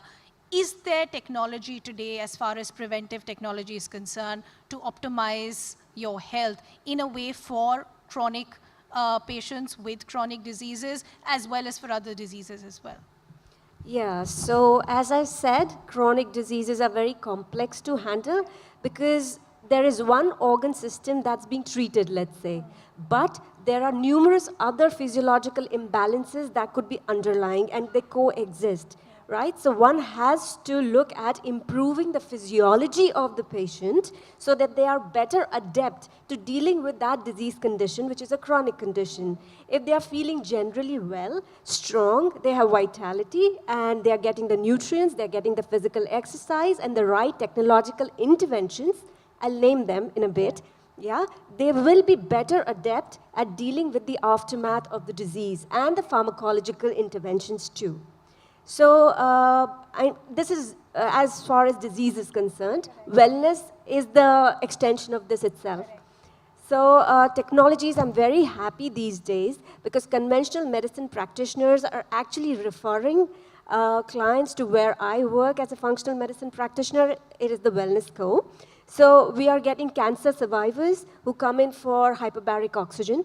We have IVF specialists recommending red light and also NAD therapies directly. And we usually, in cases which are sensitive like this, we do not intervene unless we are working in tandem with our conventional medicine practitioners because either cannot work with the other, without the other. So that's how we do. And then whole body cryotherapy and nutritional supplementation by IV if there is a barrier in absorption from the gut. Yeah? So they are very foundational and physical activity. And we have technology which is groundbreaking. You should study and read about it and be convinced and come asking for it rather than me trying to sell something and force it on you. Yeah? It's very promising and it's all scientifically backed. I think that's very well put, and that's also my cue to wrap up the discussion. So I think we wrap it up from where we started, which is what is that healthy balance that we can achieve with our age-old traditions and our modern technique. I hope you all enjoyed the session. Due to the lack of time, I don't think we'll be able to take questions, but our guests are available and they'll be happy to chat with you offline. Thank you to all our panelists. This has been an absolute pleasure.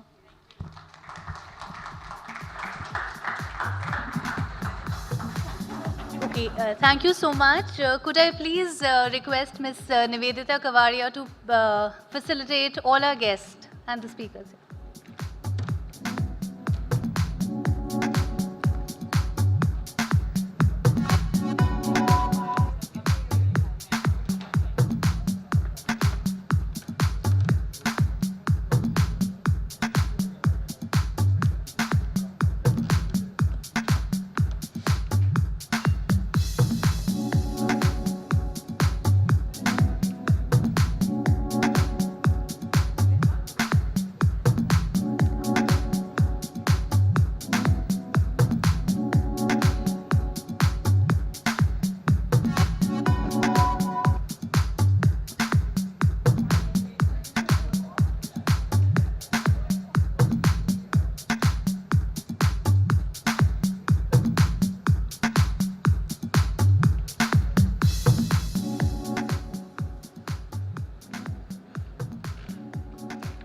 Thank you.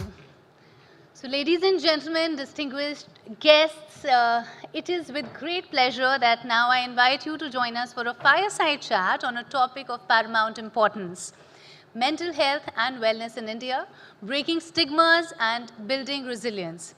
And to lead us in this profound discussion, we have the honor of welcoming a truly inspirational figure, that is AIR, AIR.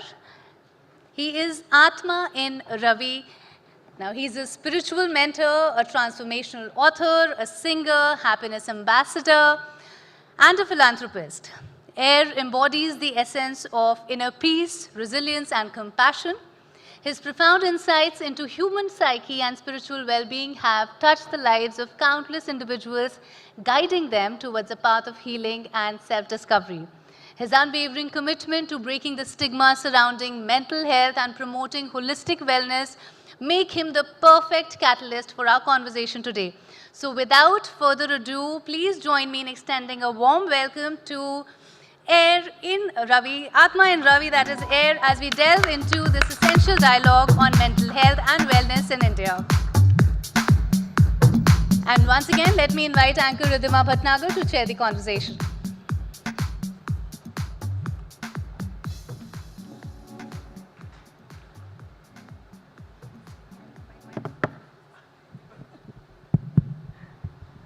Am I audible? Okay.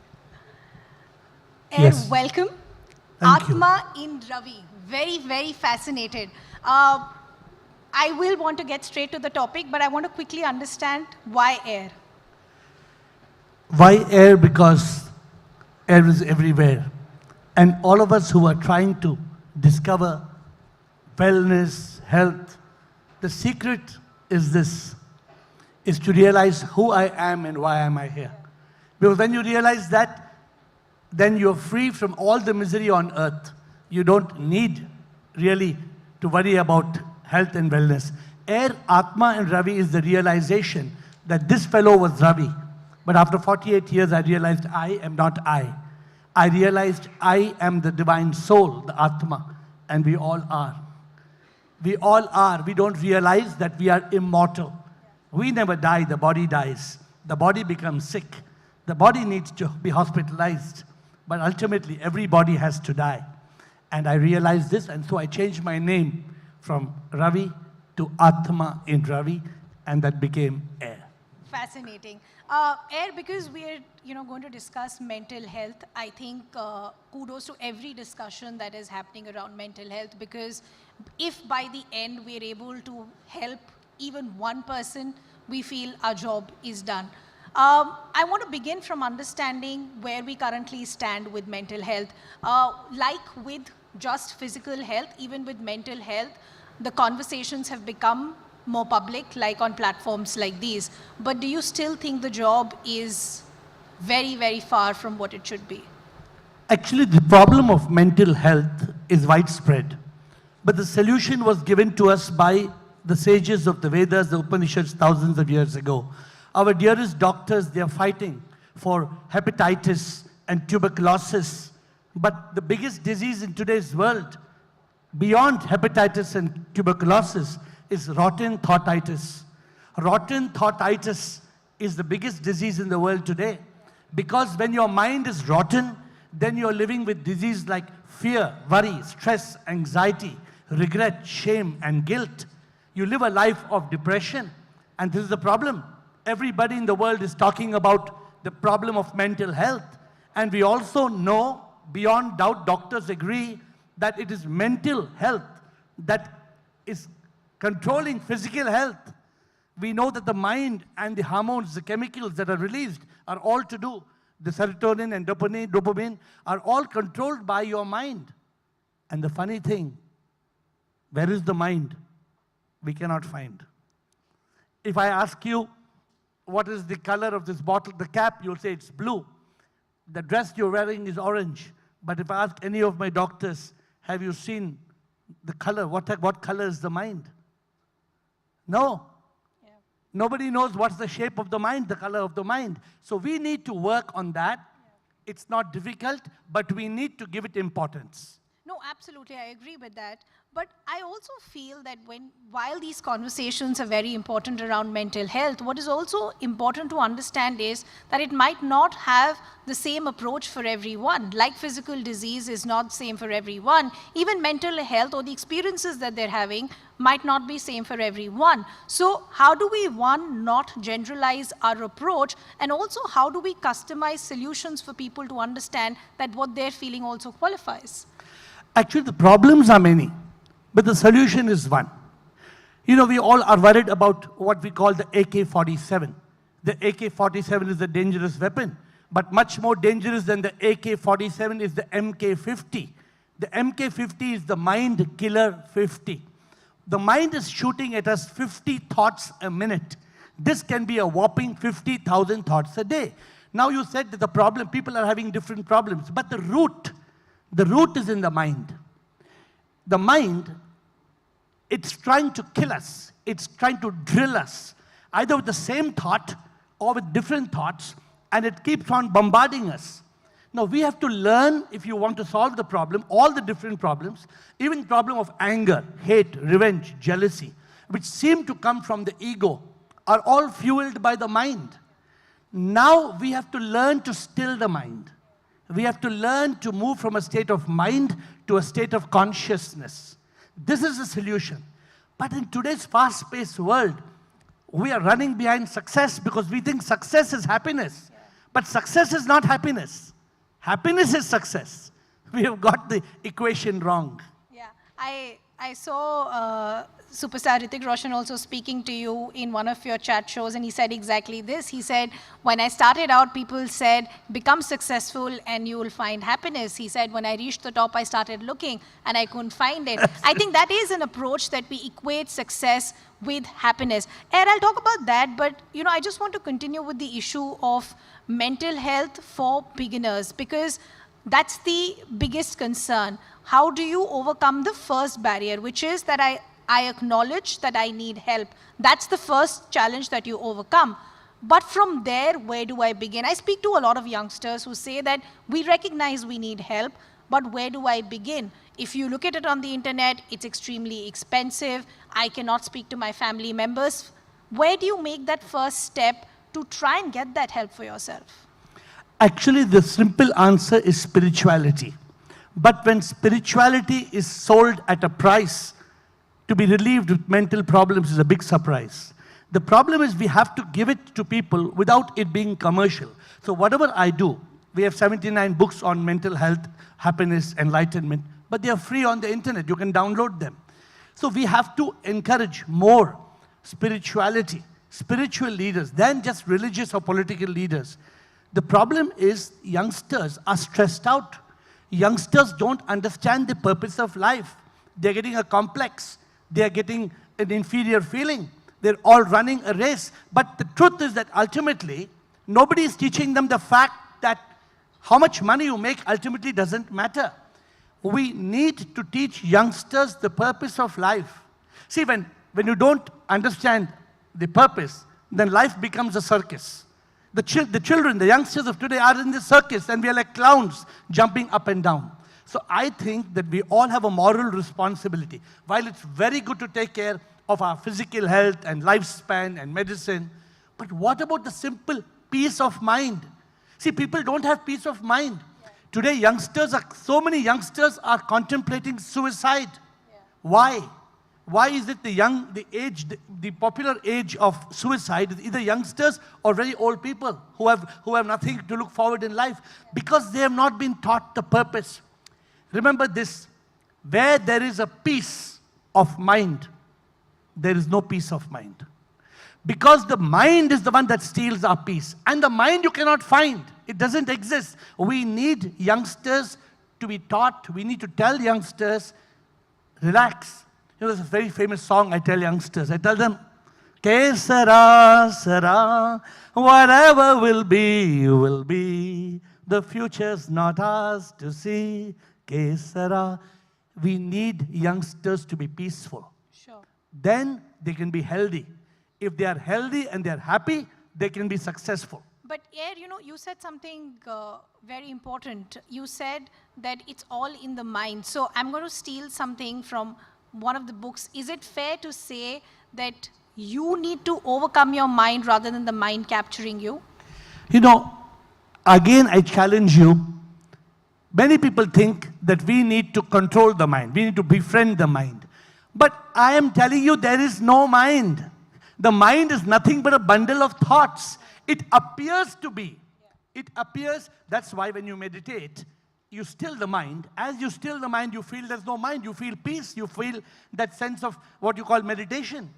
So yes, but what you need to learn, the answer to your question, to shift from mind to consciousness.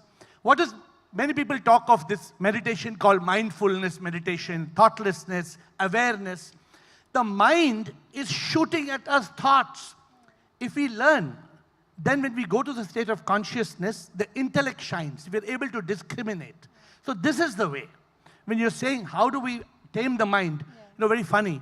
We all talk of the mind being a monkey. Have you heard the monkey? Because the mind is constantly jumping from thought to thought to thought to thought. But the word monkey, if you cut its tail, EY, what's left is the word monk. And what is this monkey, the EY? It is ever yelling, ever yearning. We have to still. We have to still the mind. We have to be taught that this mind which we are talking about, they are trying to treat the mind. What can you treat the mind? It doesn't exist. So this is the challenge that we have.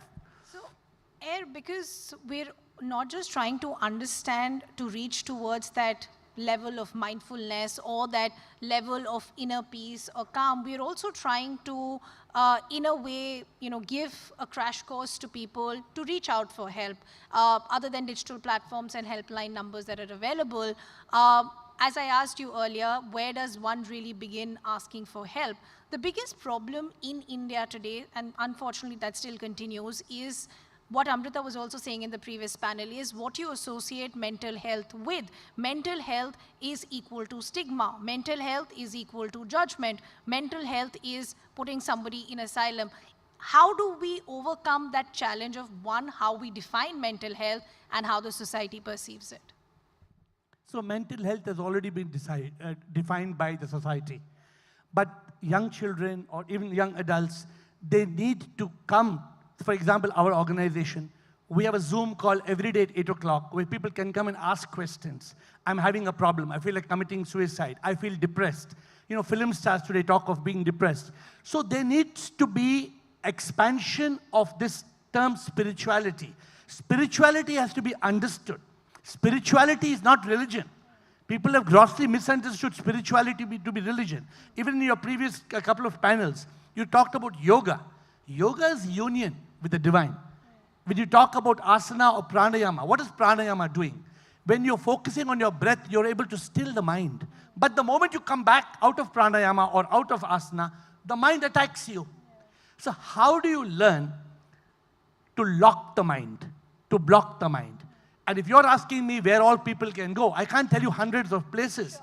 But people can come to us, people can go to a place where they can find true methods of spirituality. True methods where you live in consciousness. If you heard these terms, but then how do you, is it difficult to practice silence?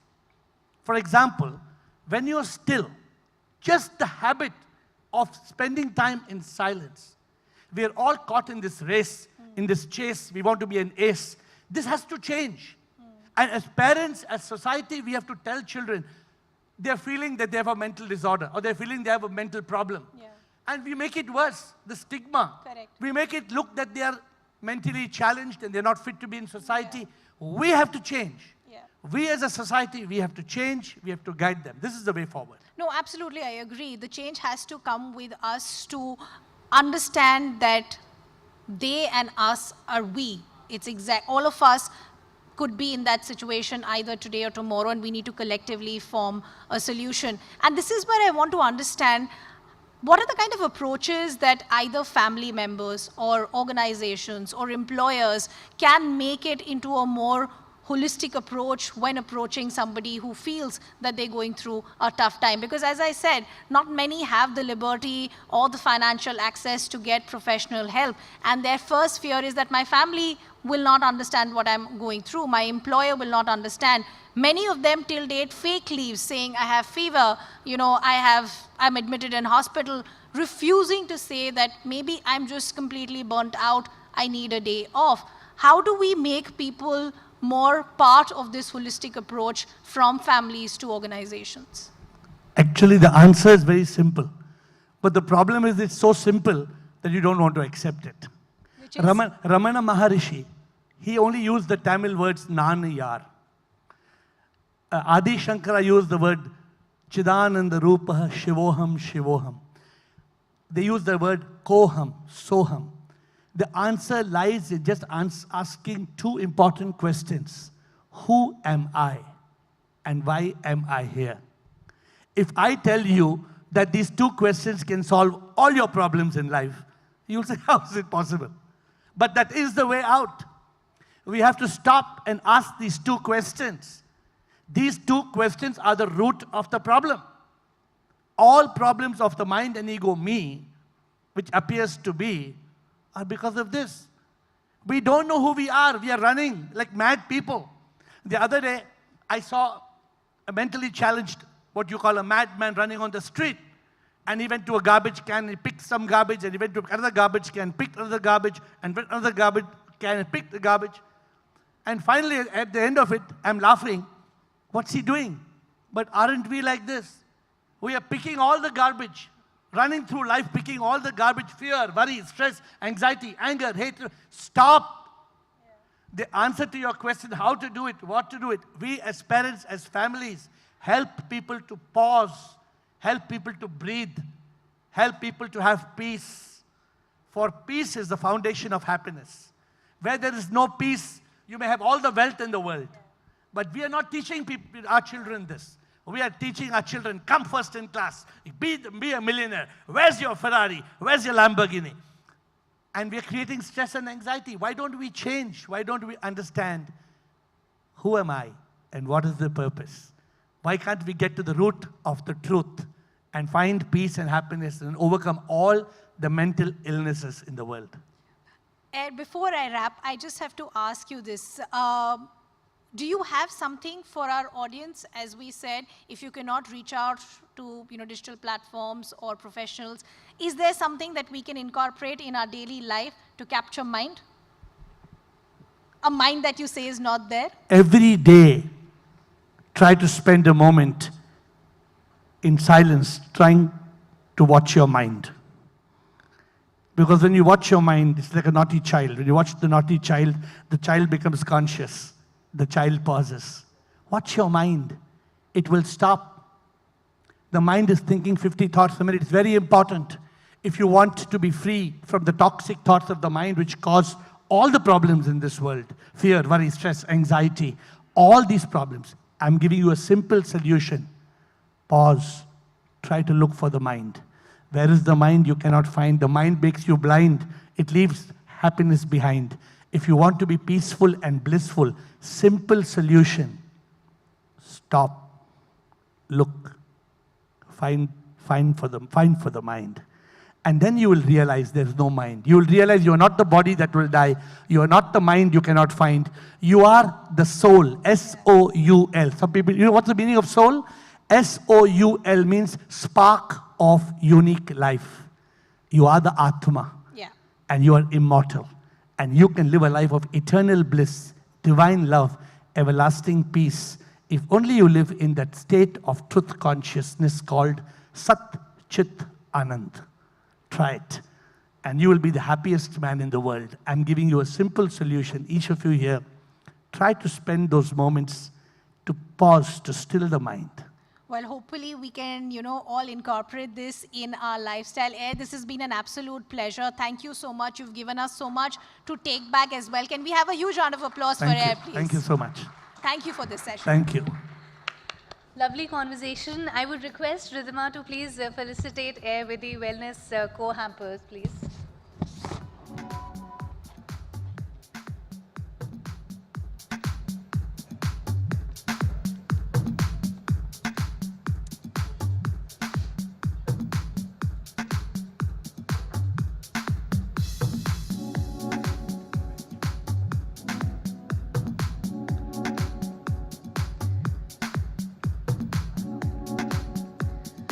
So a lot of takeaways we have from this conversation, and moving on now, ladies and gentlemen, it is my pleasure to invite our distinguished panelists for today's discussion on transforming parenthood, the impact of modern solutions. Now joining us is Mahima Bakshi, a maternal child wellness coach and author with her expertise in maternal and child health coupled with her dedication to empowering parents with knowledge and support. Dr. Bakshi brings a wealth of insights into how modern solutions are shaping the journey of parenthood. Next, we have the privilege of hosting Dr. Lavleena Nadir, a senior consultant in obstetrics and gynecology at Apollo Cradle Royal Rosewalk Hospitals. Dr. Nadir's expertise in women's health and maternal care, coupled with her dedication to promoting safe and informed childbirth practices, will provide invaluable perspectives on the transformative impact of modern solutions in parenthood. Please put a hand together for her.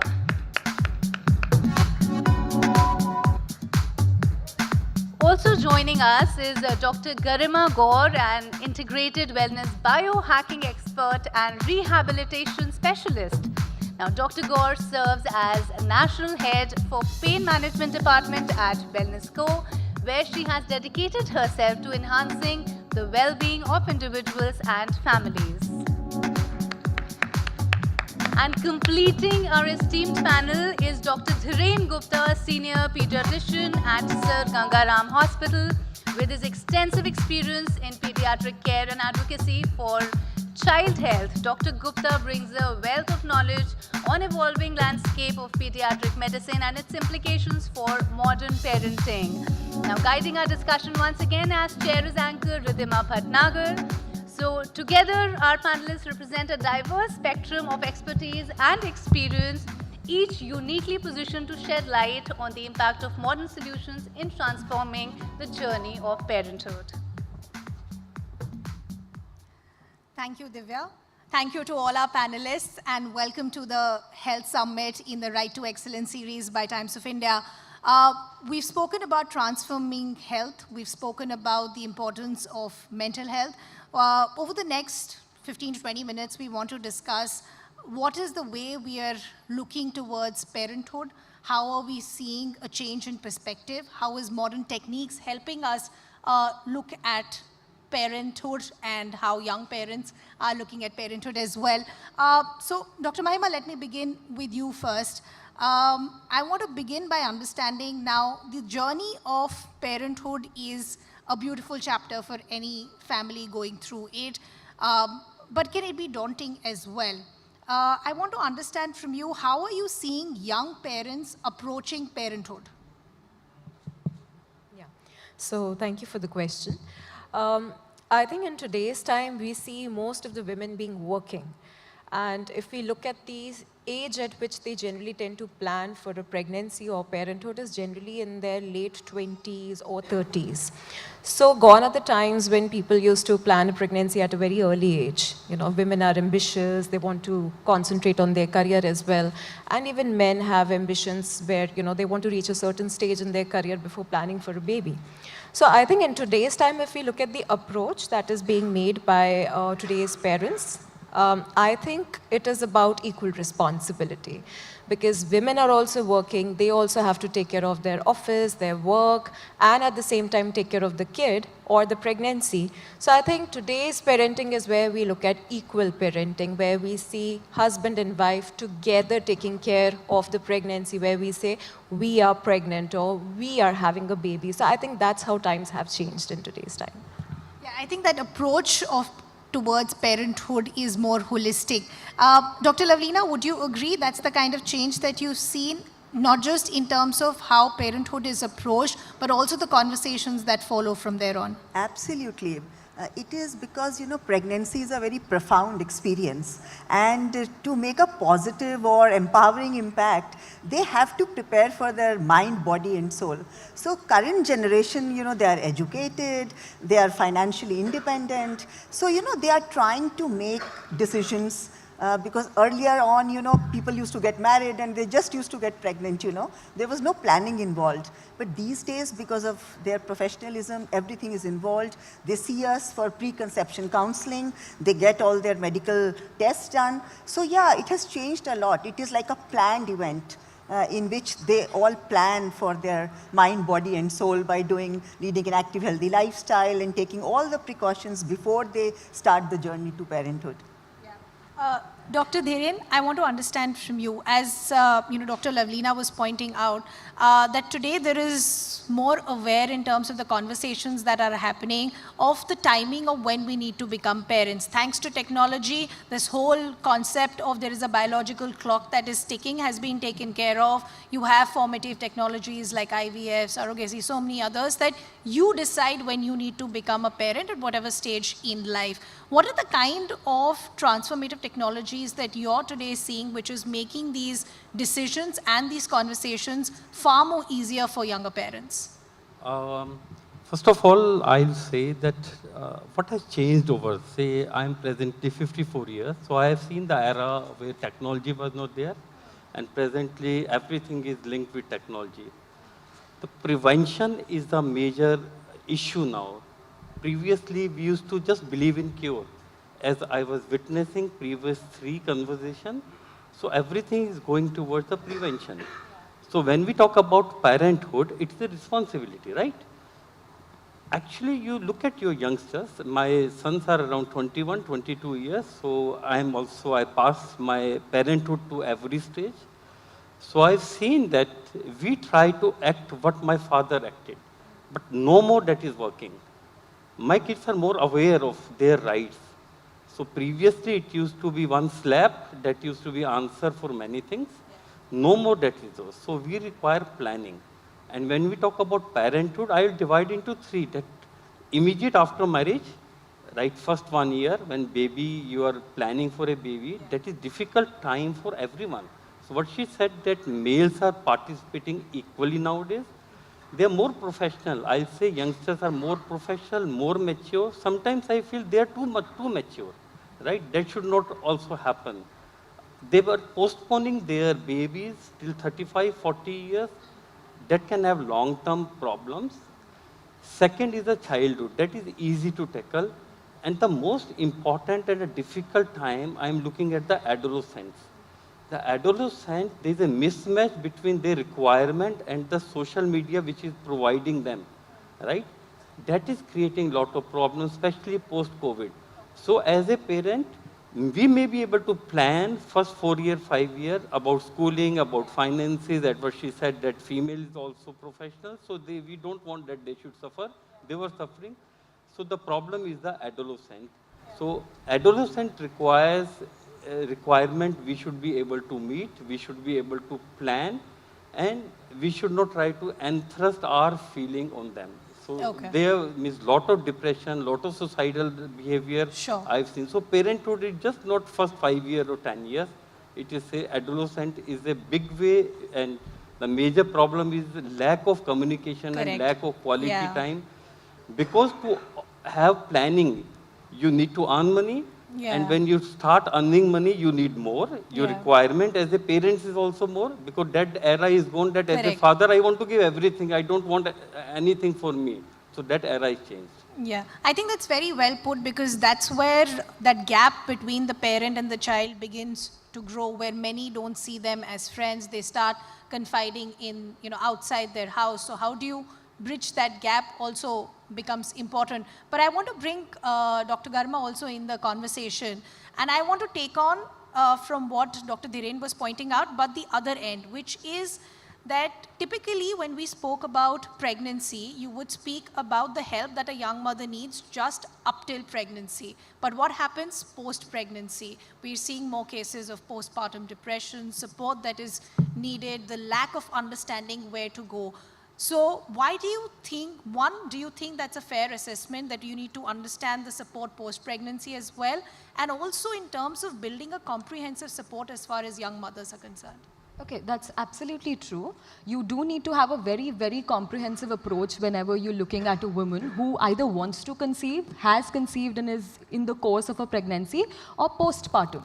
And all of these things or all of these times are marking different transitions in her life. So even when I am getting patients, I am getting a woman who probably is just married and she just wants to have kids. But sometimes this is a woman who's in her early 40s and she had decided to freeze her eggs.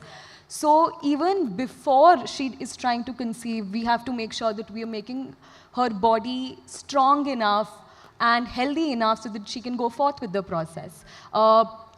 Helping or catering to women throughout the course of pregnancy has been in the picture for quite a while, but now, and especially with a lot of awareness amongst the young parents or new parents, you will find that a lot of people are already aware about the kind of supplementations, the kind of tests that they're supposed to undergo, what are the things that they're feeling, experiencing, be they physical, emotional, hormonal, after they have delivered as well. So given that the entire transition can be very overwhelming for a new mother, taking or making efforts in ensuring that her emotional health, her hormonal health, her physical health are all taken care of becomes extremely important.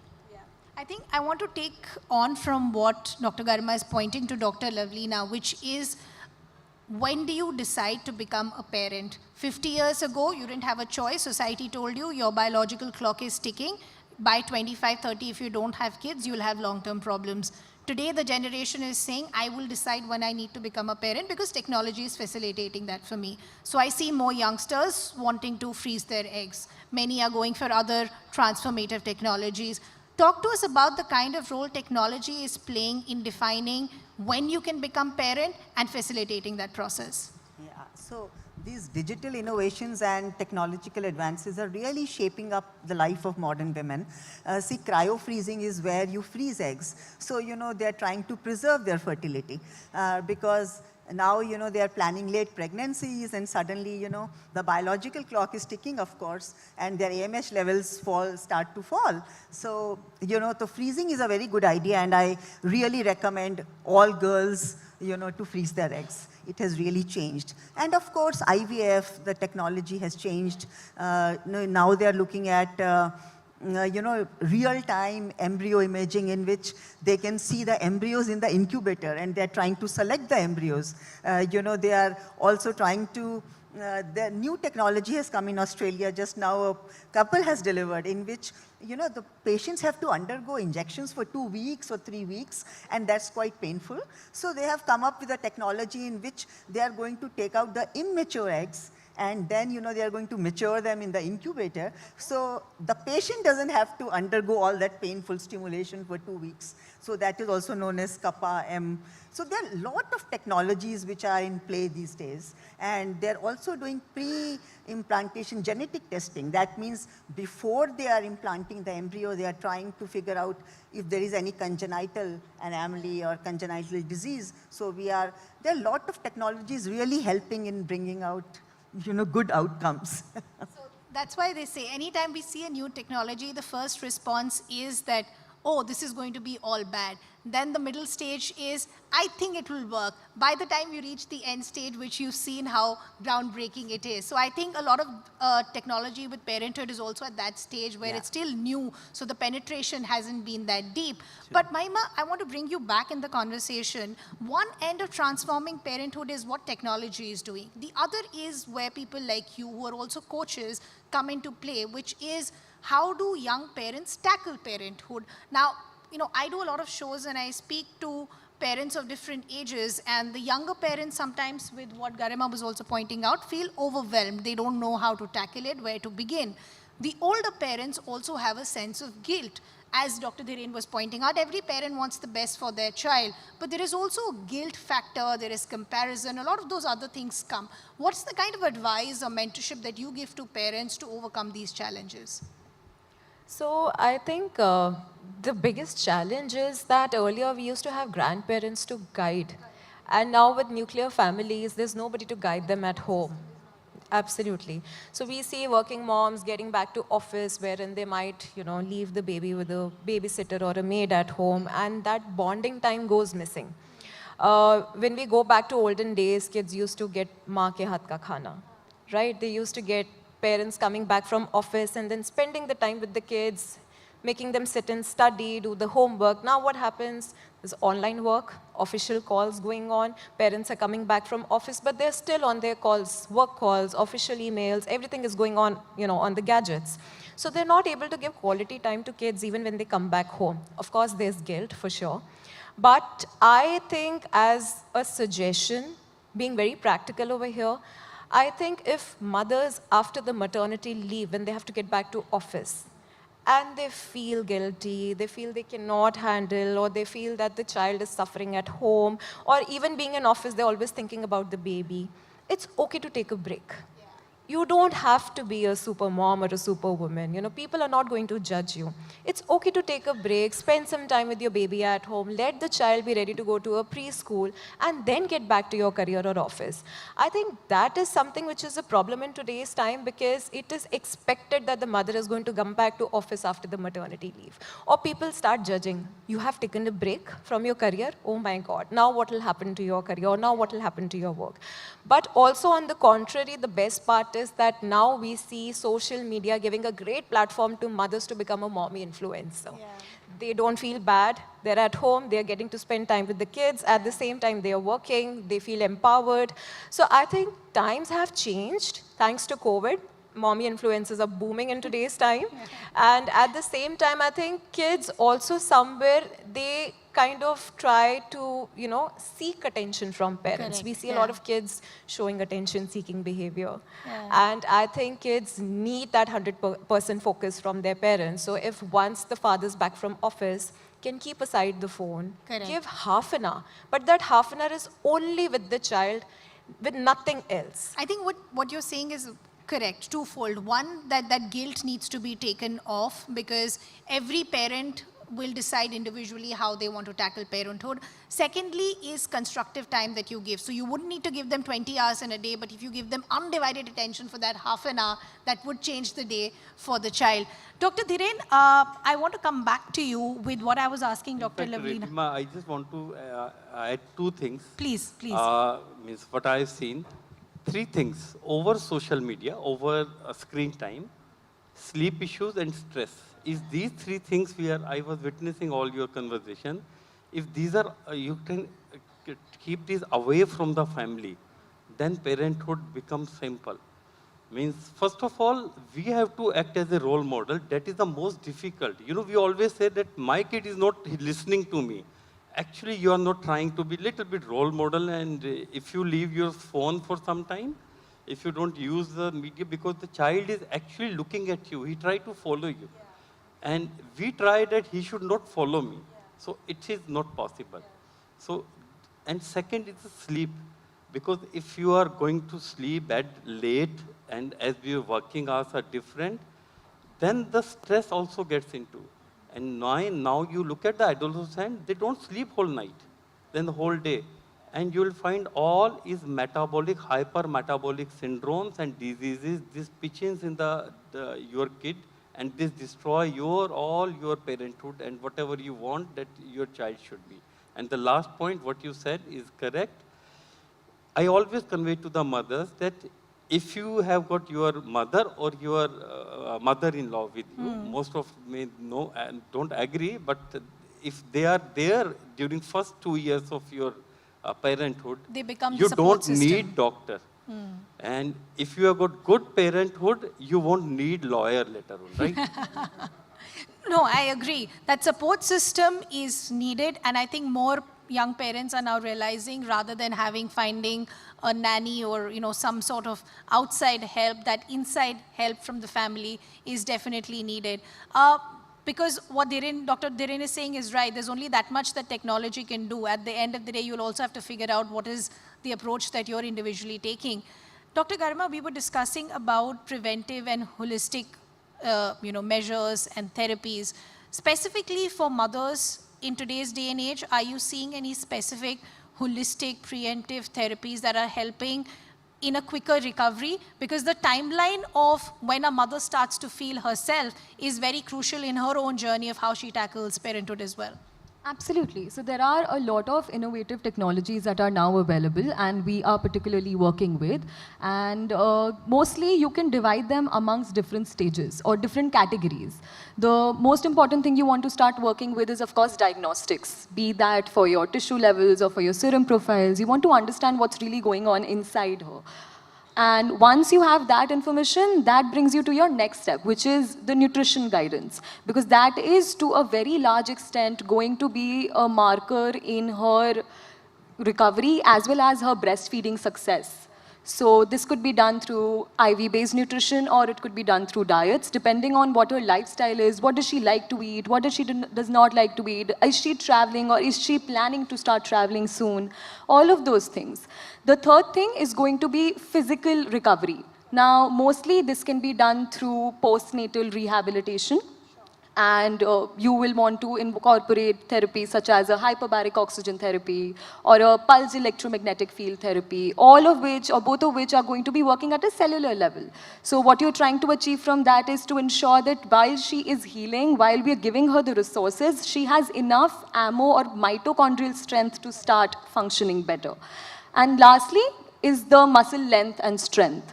A lot of issues occur in the pelvic health that are later very generally accepted amongst women. Incontinence, yeah, that happens. I had 2 children, I had normal deliveries. It's not supposed to be that obvious. It is not supposed to be that common. But when you start practicing, you realize that there are so many people who are unaware about these things. So now there are technologies such as EMS Kegel chair. There's a lot of electrical muscle stimulation that's being used. Women earlier were dealing with the issue known as diastasis recti, which is basically wherein you have your abdominal muscles separating. Now, in those cases, antenatal rehabilitation and postnatal rehabilitation help them get back to normal sooner. So it is always going to be a very holistic approach when we are dealing with such populations because they have such requirements. And I have seen that in a digital age, when you start embracing it, you see that such problems will have quicker, more convenient, more long-lasting solutions with a better personalized touch to them. I think that's very well put. That's all the time, unfortunately, that we have. I can see the clock. So I think in a nutshell, what the panelists are essentially saying is, one, don't let societal norms decide what parenthood means for you. Secondly, don't be afraid to ask for help, whether it's in terms of the human capital that's available to you in terms of family members or friends, or also the technology that's available to us.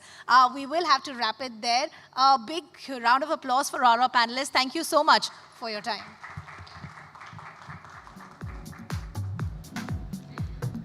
Thank you so much. Now I would like to request Dr. Garima to please felicitate her fellow panel.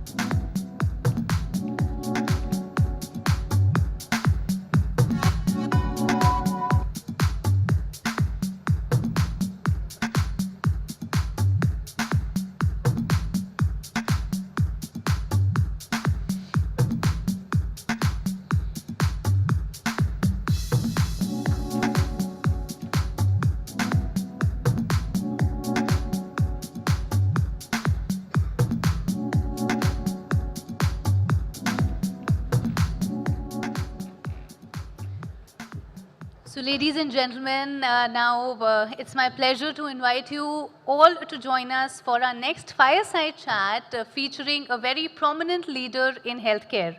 That is Honorary Brigadier Dr. Arvinder Lal, Executive Chairman, Dr. Lal Path Labs Limited, and he's also a Padma Shri awardee. Dr. Lal's distinguished career in diagnostic medicine and healthcare leadership has transformed the landscape of healthcare delivery in India. As the head of one of the country's leading pathology laboratories, he brings a wealth of experience and insights into navigating the future of wellness in India. Now, in this fireside chat, we'll delve into Dr. Lal's leadership journey, gaining invaluable insights into the challenges and the opportunities that lie ahead in shaping the future of healthcare and wellness. So without further ado, please join me in extending a warm welcome to Dr. Arvind Lal.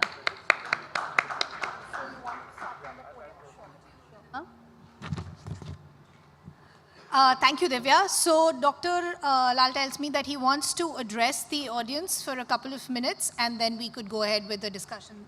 Sure.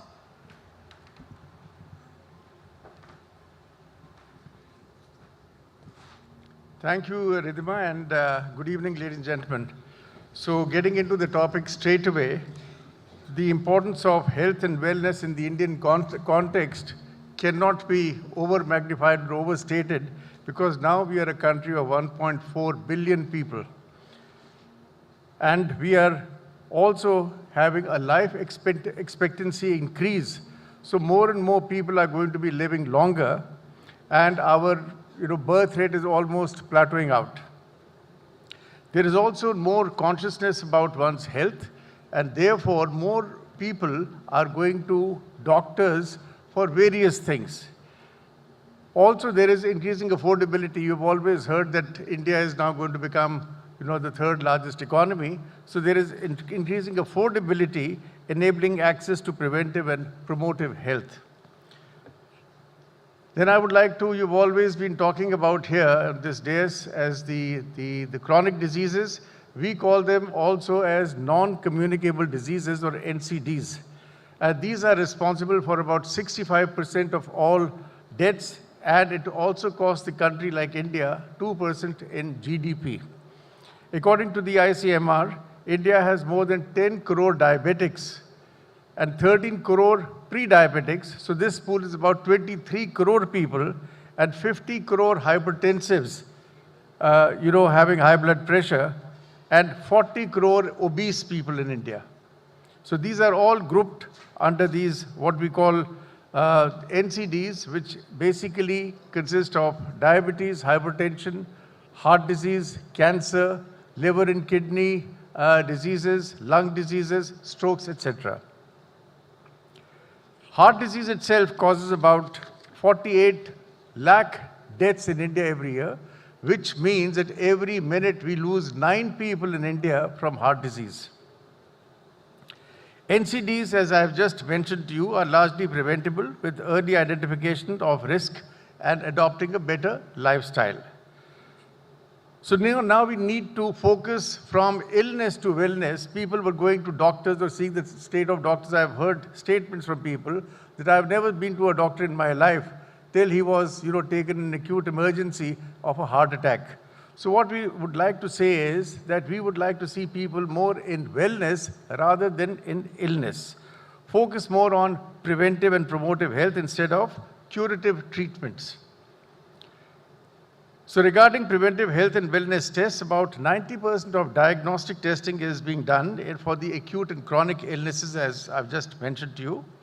And heart disease can be prevented through a regular lipid profile, which I am proud to say we were the first ones in India to introduce the word and the test lipid profile. So the tests in the lipid profile, as all of you are now aware, is cholesterol, triglycerides, HDL cholesterol, LDL cholesterol, VLDL cholesterol, etc. And the tests are always being added to it. Now please remember that the LDL cholesterol has to be around 70 or below.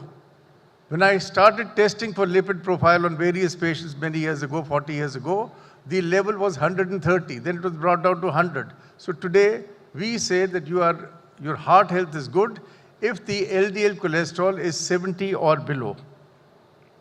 Also, there's another thing which I want to share with you, and that is now lipid profile does not require an overnight 12-hour fasting. You can go to a non-fasting lipid profile also, because this LDL, which I've just mentioned to you, when it is done in the lab, which is not calculated. Earlier it was calculated, now we are actually doing this test, does not change between fasting and non-fasting, so which is a great, I think, thing which the modern man can make use of. Triglycerides are high in diabetes, where it will increase the VLDL cholesterol and therefore increase the good cholesterol, which is the HDL cholesterol. Blood sugar has to be controlled from the word go. I've heard many people here about wellness, yogas, etc. All that is fine. But basically, from our point of view, blood sugar has to be controlled by 2 or 3 things. One is by diet, and one is by exercise. And if you still doesn't come down, by the prescription of the doctor's drugs.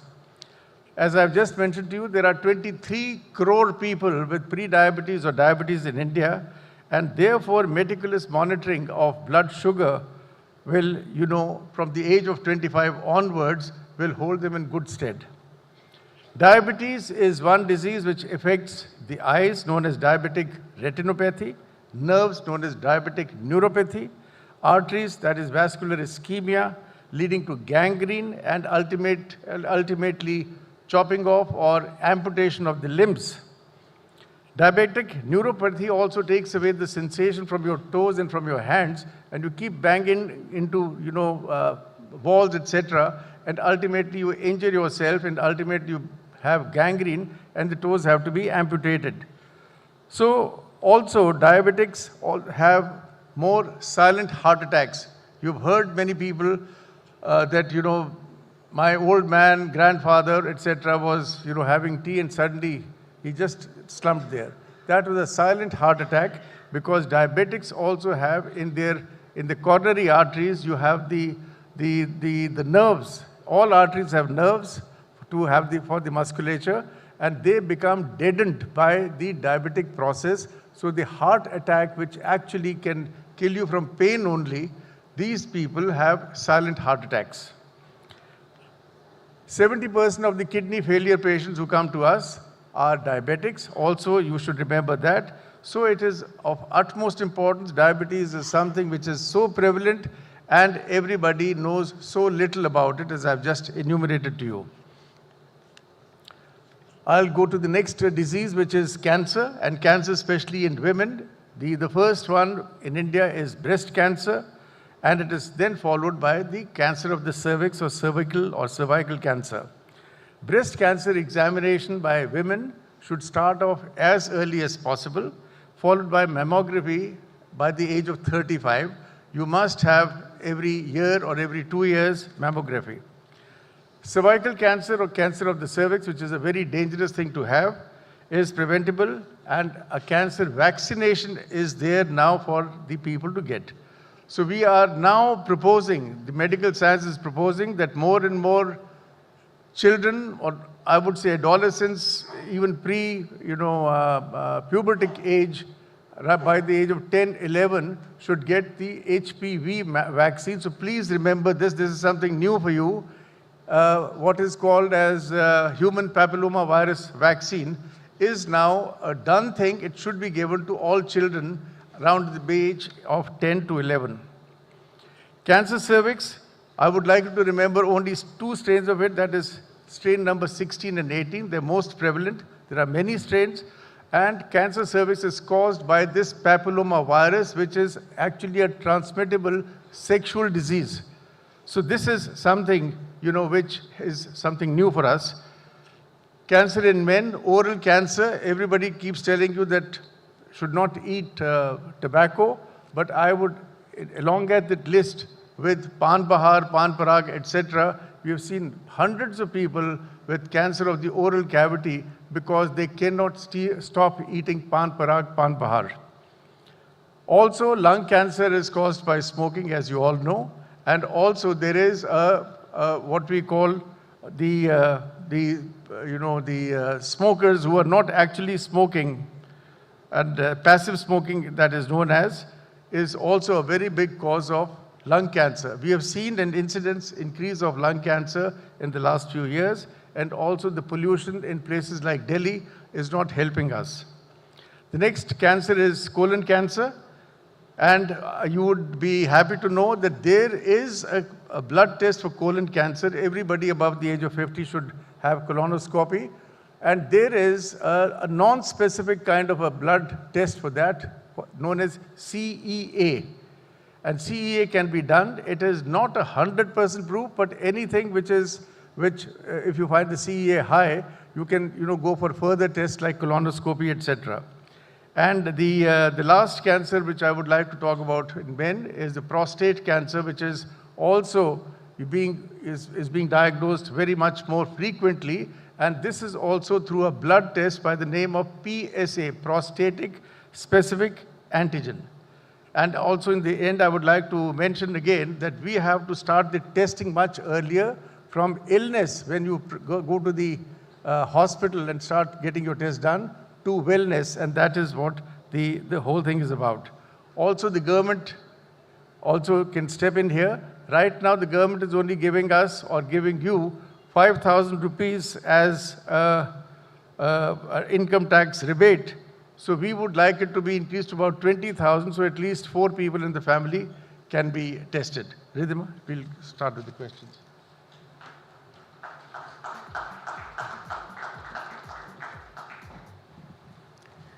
Thank you, Dr. Lal. You've covered most of what we planned to cover. So thank you for that. That was crisp, but also very informative. Because we're discussing leadership insights, navigating the future of wellness and health in India, would you want to give us some strategies of leadership, of how one can become a leading player, or how one can advance as far as the field of health and wellness is concerned? So the health and wellness, as you know, has been spoken about extensively in this forum previously. But all I would like to add is that health and wellness is not just absence of disease. It is also a thing which is, a positive insight for you for your emotional and your mental, wellness. So this also you must, remember that. You can be a marathon runner and absolutely may be having, some kind of problems in your mind. So please remember this. And of course, I don't want to go into all what has been spoken here, but it would be nice to elaborate that you must have a moderate lifestyle. Whatever you are doing, some people do fasting too much, that is also bad. Some people start eating, we Punjabis are very fond of, our kind of food. So that should be also done moderately. And whatever you do, you must get 6 to 8 hours of sleep at night. Whatever system of medicine you acquire or what you want to practice. And also after that, there is a time of a spiritual kind of being with yourself. So in our medicine books, Harrison is a very important book, and it is written there that yoga is very important, or yoga or meditation to control your high blood pressure. I've just spoken that high blood pressure is one of the greatest problems which cause a heart attack and also a stroke. So please remember that some kind of spiritual activity you must inculcate. And what I practice is meditation, but with a mantra. You can say mantra meditation, which is much better because you will not know what to think of if you just try to keep your mind blank. So I'm being very practical about it. My gurus, I've written a book on this known as Corporate Yogi. You can take it on from Amazon. It is all about Karam Yoga and Mantra Yoga, which basically means meditation with a mantra. If you are Ram Bhakt, you can practice Ram Ram Ram. If you are a Shiv Bhakt, Om Namah Shivaya. If you are a Sadarji, Satnam Shri Vaheguru, etc. So it is your God, but please do it. After that, you must spend at least, I think it was Dr. Ashok Seth who said, that at least 150 minutes of exercise in a week, 30 minutes into 5 days, and you must get out. And if you don't have a treadmill, please go out and you must keep walking. Walking or aerobic exercise is no comparison with yoga. Yoga will make your body very supple, everything. You can do all sorts of asanas, but we are not so sure. Medical world does not recognize yoga as an aerobic exercise. So these are the kind of things that keep yourself cool. Do not bring your homework home. Spend time with your kids, and just be a normal, healthy lifestyle. So, it's beautiful to hear this, Dr. Lal, because sometimes the solutions are so simple, yet so difficult, because we look at the outside for these solutions when these solutions are with us. I also want to understand from you, Dr. Lal, because we're also understanding transformative techniques, we're understanding what the future holds. Any specific trends that you're watching out for the health and wellness industry that you think has potential? So a lot of new things have come in. First of all, you have these so-called wearables. So you can have, a watch which is monitoring your pulse rate, which is monitoring your high blood pressure. And if you happen to have a super duper, master watch, it can even take your ECG.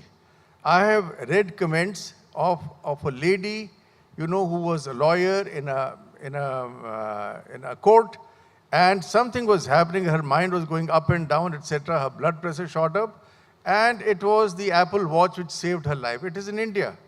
So that, told her, gave her a buzz that, okay, you're going too far, too fast, etc. So there are, variables which will come in. In future, the variables will also include, blood sugar monitoring. It has already come in many foreign places. The high blood pressure. So if these are the kind of things, and of course, everybody knows about 10,000 steps in a day, which I'm sure all of you are aware of. Perfect. So steps, basic steps, walking, no stress, and don't take your work to your house. These simple steps, if we can follow, and we can have a peaceful and happy life. Don't take your homework home. Don't take your homework home. Okay. I think I will have to wrap up there. But Dr. Lal, it's always a pleasure speaking to you. Thank you for those tips, tricks, insightful thoughts. I'm sure our audience had a lot to learn. Unfortunately, we've run out of time. Can we have a huge round of applause for Dr. Lal? It's not always that we get so much time to have an insightful conversation like this. Ridhima, I would please request you to present Wellness Co hamper to Dr. Lal.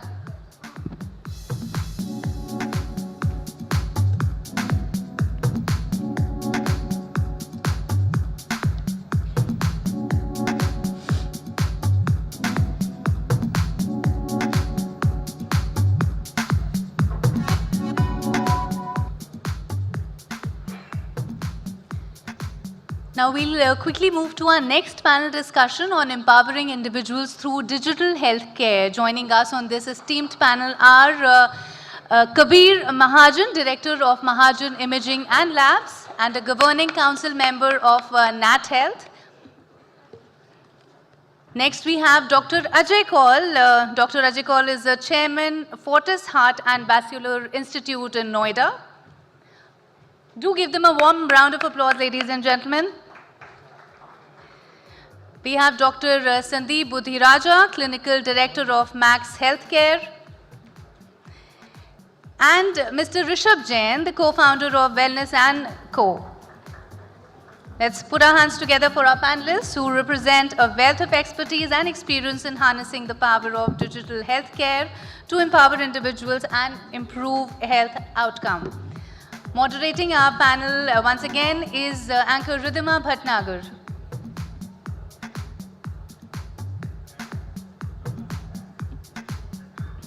Okay, all right. Thank you. So it's not Ridhima, it's me moderating this panel discussion, and with pleasure and privilege. I think it's the last panel discussion of the night, and let's have a round of applause for the panelists. And also a very warm welcome to the August gathering here. And this is going to be a fun session, and I promise you that. And let's quickly get started. Thank you, Times of India, for having us here and for this opportunity. I think Dr. Lal hasn't left many points for us to cover in the topic, but we'll certainly try our best.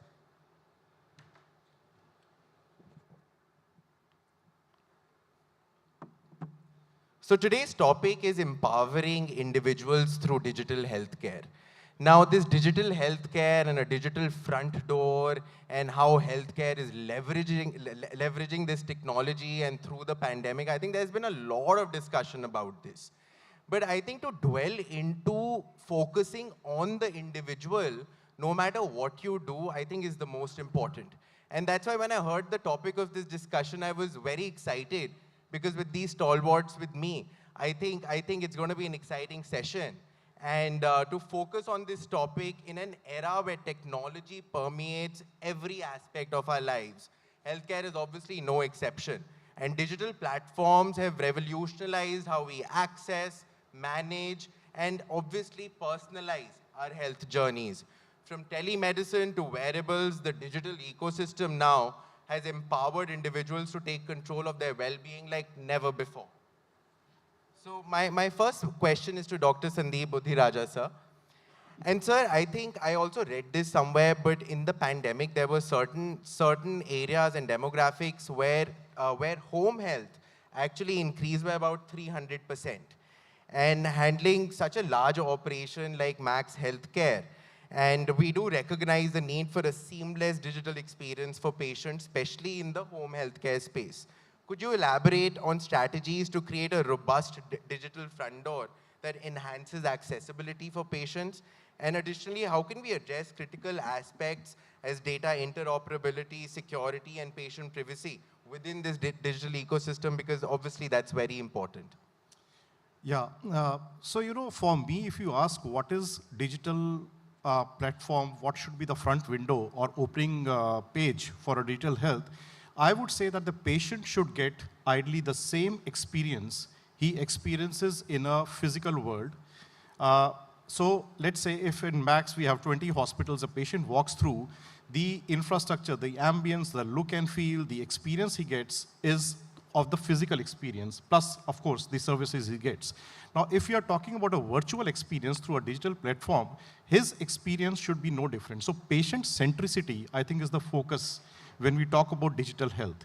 Now, what should be the components of a good digital health? Of course, we know that it should be something which is the patient front-ending material or app should be something which is very intuitive, very user-friendly, very customizable, and people who are not so tech-savvy can use it. Now, these are the basic principles through which you design a good digital platform. You did speak about COVID. I think COVID gave a very important boost or jump to the use of digital platforms from the regulations coming in to allow the medical consultation happening. So I think you also touched upon the regulations in terms of the patient confidentiality. So I think that firewalling by the IT team, back-end IT teams is very important. The interoperability part is something which is very, very crucial, and one has to take care of that from the day one when you're planning a creation of a digital platform. Now, I'll give you an example. Now, in a hospital environment, in a physical environment, you would have outpatient records, you would have inpatient records, you would have a lab, radiology records. If you extend that to home, you have a home care services. Now, do that services work in silos, or there is a cross-functionality so that the longitudinal history of a patient from any touch point to the other touch point can be accessed? So that's one example. The second example, if I talk about my chain of hospitals, 20 hospitals, can I access patients' records and details, or can the patient digitally move seamlessly from one hospital to the other? Those things have to be factored in. And going forward, I think the insurers will ensure that the mobility of this digital platform is not only within your own hospitals, but across hospitals, between private and public hospitals. So I think these are very important fundamentals one has to look in, because the future is digital health. No patient would ideally want to come to a hospital, and hospital will be very happy managing these patients at home till a particular stage or extent.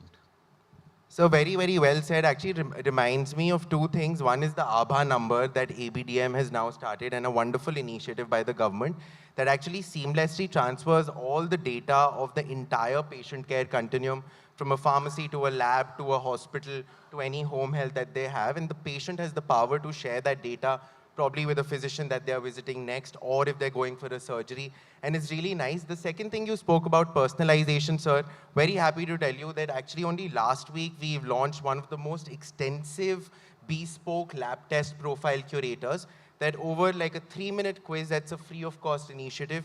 Anyone can take it in any part of the globe and then get, instead of that generic standard health profile that we have with the CBC, liver, kidney, and thyroid, it can generate something very personalized to them using the longitudinal data that they have of diagnostics. Thank you, sir, for your comments. So, Dr. Kaul, coming to you next.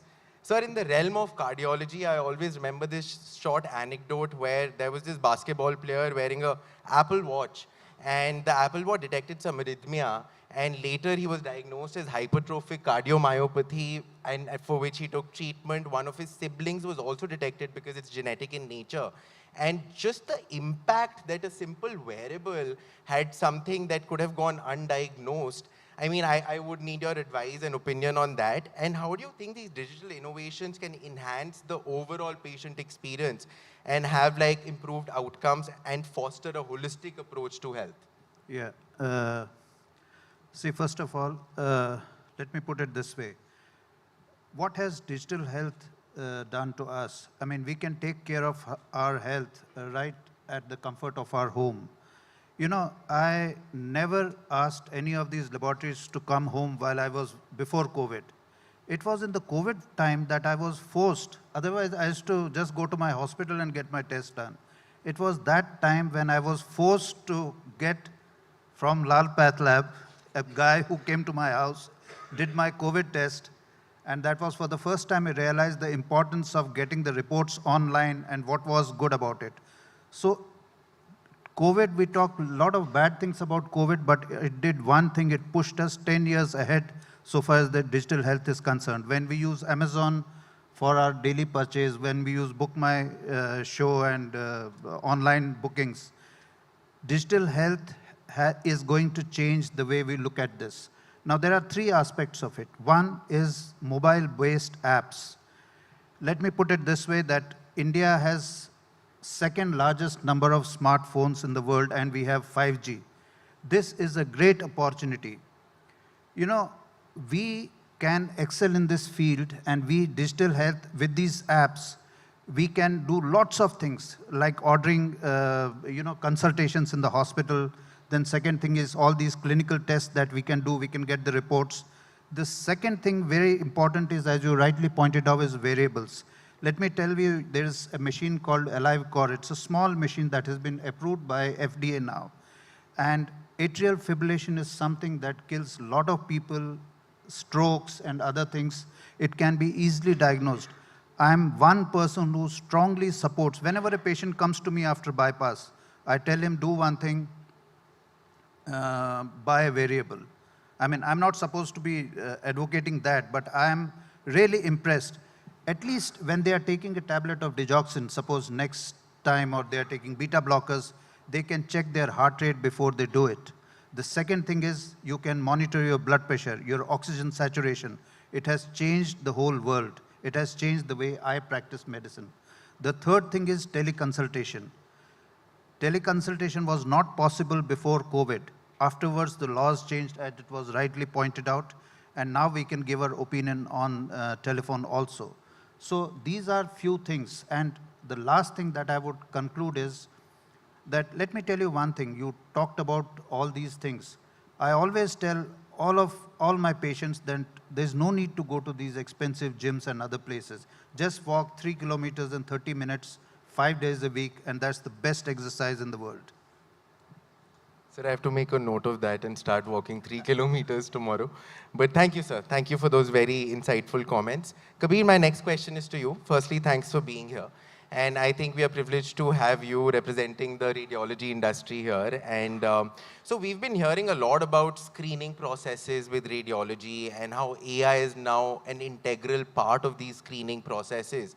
And you guys are doing great work in that. And also, lately I've been hearing about this low-dose CT, where there's a whole-body CT scan and you can find out any kind of cancerous tumor or anything in its initial stages. But where do you think that we can integrate these health technologies into the screening processes, particularly in a diverse and populous country like ours? And what strategies can ensure this equitable access to these innovations, and how do they seamlessly fit into a patient care pathway? So thanks for having me, and thanks for this question, Arjun. So low-dose CT, I think with most CTs in today's day and age, there are algorithms available, some in fact which use AI, some without AI. But most CTs, if not all in today's day and age, are low-dose CTs. It depends on how you actually use the CT scanner, but whole body CT is something that we at least don't advocate for screening. Yes, if it's for with a PET CT or for assessing the spread of cancer, that's a different ball game. But for screening, I would be very, very careful with whole body CT, even if it claimed to be low dose. As far as other screening technologies are concerned, I mean, AI has typically, mostly in radiology, played a big role, especially because in radiology, we are already dealing with digitized images since so many years. So we have that advantage in the field of radiology, that all of the data that we are acquiring is already digitized, and it's being stored in a centralized repository, what's known as the PACS of any hospital or diagnostic center. And within that, specifically for screening, there are such important use cases. For example, mammography screening for breast cancer. We all know that about 95% of mammography X-rays would be normal. So there are AI technologies available which can actually point out normal and abnormal, thereby ensuring that a radiologist is only viewing the abnormal scans and the normal ones are auto-reported. So that's what is actually enabling access, because certainly in most parts of the developed world as well, there is a huge shortage of radiologists, and of course that's true in India. Secondly, for other examples would be for lung cancer screening. Again, extremely low dose CT protocols are available, and AI technology can detect whether there is a lung nodule or not. And again, this can enable differentiate between a normal study and an abnormal study. Similarly, for more complex screening processes such as prostate cancer, which is using prostate MRI after, of course, the PSA, as Dr. Lal mentioned. Now, prostate MRI is a very complex scan to acquire in an MRI machine, but it's even more complex to report. A radiologist needs a certain skill set, certain number of years of experience to report that. But there are AI technologies which can actually now automatically detect the presence of a lesion on a prostate MRI. So it is actually mind-boggling to think that one would acquire a MRI of the prostate and the output would actually be the image with a lesion marked on it, which can then be transferred to a biopsy device, which can again, using robotics, automatically biopsy the patient and then send to Dr. Dang's lab for a great histopathology result. So all of this can be automated, and especially for screening, it's great because there is a huge shortage of trained radiologists and technologists, and such technologies are enabling enabling less experienced radiologists to come at par with experienced radiologists. So those would be some examples that we are currently deploying. Of course, there is a whole other angle of operational AI technologies which can enhance operational efficiencies. But for screening, these would be some examples that we are using in our practice. Very interesting, Kabir. As long as doctors like us are still in your care pathway, then AI is most welcome. But thanks for those comments. So Rishabh, my next question is to you. So my next question stems from the little bit of Instagram that I use. And we see a lot of these daily wellness routines. Some influencers say have chia seeds in the morning. Some people say get up and then get sunlight. Someone told me put an infrared cover on your iPhone. I ordered one from Amazon. And then I'm trying to reduce that infrared radiation. There are thousands of these things that we see, but how do you think in your company that's doing so well, how can you have these digital healthcare devices or platforms empower people to make informed decisions about their daily wellness routine and do the right thing at the right time? Sure. So thank you so much to the esteemed doctors on this panel ahead of me. Of course, coming from more of a holistic wellness background, as it was mentioned that currently there's so much information out there. It is a real infodemic, as someone had mentioned earlier as well, that there's so much out there, so much content and so much different type of kind of not even informative, but just sensationalized content as well, where people are just doing things for, let's say, clicks and views, and it looks interesting. So people kind of, fall in love with it, or it becomes a fad, right? So it's very important for everyone to do their own research and really look into the science behind a lot of these kind of protocols and technologies that are available out there. And also, it is an exciting time to leverage the opportunities that are brought together by these kind of apps that help you track your meals, for example, do your nutritional planning on a daily and weekly basis. They allow you to basically understand exactly what you're putting into your body, exactly when you're going to sleep, when are you waking up, what is the quality, regularity, timing, duration of your sleep. These are all very, very important biomarkers that we have to understand if we want to progress to the next kind of, stage of wellness. And a lot of people kind of go through their daily lives with a level of kind of stress or anxiety or, not feeling so good, having low energy levels. So I personally believe that these apps and the kind of, wearable technologies that the doctors also touched upon, like the smartwatches, your sleep rings, and your kind of app tracking as well, they can bring together all of these different biomarkers to put together a metabolic score for you nowadays. There's a lot of these advanced ones that tell you when you should eat, what you should eat, and using the kind of diagnostic tests that are available to us now, people can find out what foods are they allergic to, what beverages are they allergic to, what are they sensitive to, and what is causing the kind of gut health symptoms that majority of Indians nowadays are facing. So leveraging all this information together is the future of healthcare and of wellness in India, because as people become more and more informed, that's how they'll make better and better decisions about their health. And when it comes to the technologies aspect that people can use, things like whole body cryotherapy, hyperbaric oxygen therapy, red light therapy, these are very kind of new and novel concepts, but they're becoming more and more researched every day, every month, every year.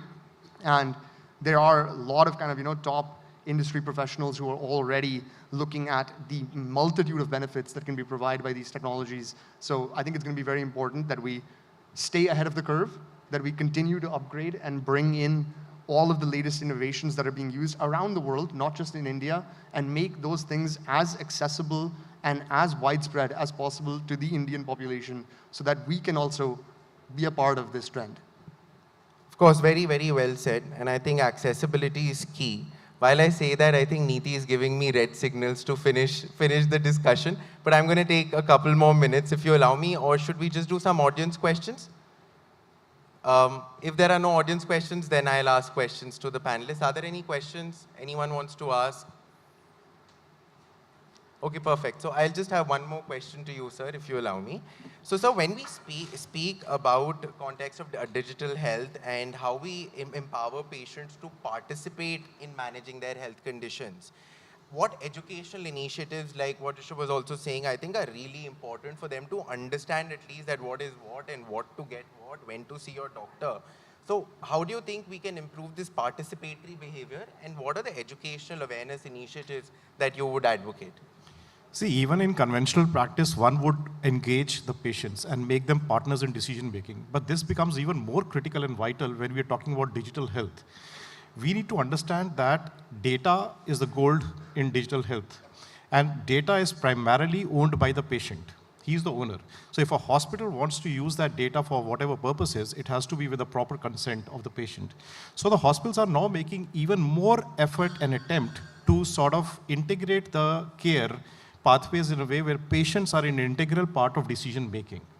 Now, in order to do that, obviously the first thing you need to do is educate them about their illness. Now, there's a lot of data available, a lot of information available on Google, and patients already come after having read Google, and they proactively ask a lot of questions. But I think from hospital side, the important thing is that they should upload or talk about those pieces of information which are validated and which are proven to be scientifically attested or authorized. So for that, various chat box, various webinars, YouTubes, which most of the hospitals conduct from time to time, are very critical. Patient support groups have increasingly come up in hospitals, and where the patients support each other and help in decision making. And things like PROMs, patient-reported outcome measures.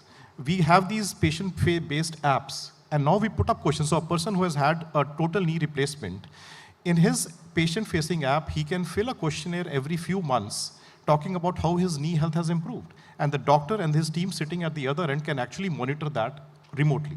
So I think there are 100 examples I can give in this, but digital health has come a big way in integrating the patient's decisions in the overall treatment planning, and that's a very, very positive way forward.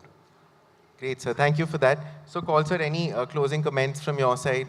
Yeah, our progress in this digital era has been, in medical field, let me confess, has been very lopsided. Say, for example, artificial intelligence used in radiology and other places, operation theaters, cardiology, cath lab, has been phenomenal. But what we are talking all good about everything, but what India lacks or our healthcare lacks is a good electronic medical record. None of the doctors write a proper history. It's not recorded anywhere. I also practice, I go to one of the hospitals in Dubai for whenever they call me. And what is amazing is you just take what you were telling me, that number, ABHA. You know, you just put that number inside and you get the whole detail of the patient, everything. Even if we have that number in India, where is the medical record? Now, this is a sad part. You know, we have come up a long way in this digital world. We are doing a lot of good things in medical health. This is one thing that is going to change the way we take care of our patients. You know, today if a patient sits in front of me, he tells me a long story. It takes me hours and hours to understand what is wrong with this patient. Whereas if you have a comprehensive record, and that can happen, the hospitals are not, Fortis, of course, yesterday only they told me that we are going to go all digital now, no paperwork, nothing, but it's still a long way off. Definitely, sir. That's very interesting. And before I get another red signal from the back, I'm going to conclude the session. Thank you so much. And just a closing note. Sure, sir. I'll just end it. So this entire technology in healthcare transcends geographical boundaries, bridges gaps, and empowers individuals, whether in bustling cities or remote villages. And this rise of telemedicine, health app, data-driven insights have obviously democratized access to care. Yet with great power comes great responsibility. And we must safeguard patient privacy, address disparities, and ensure that digital solutions reach every corner of our nation. Let us collaborate, innovate, and build a future where health is not a privilege, but a fundamental right. Thanks to our panelists, to TOI, our audience, and for championing excellence in healthcare. Together, let us forge towards a fairer, healthier world, one empowered individual at a time. Thank you.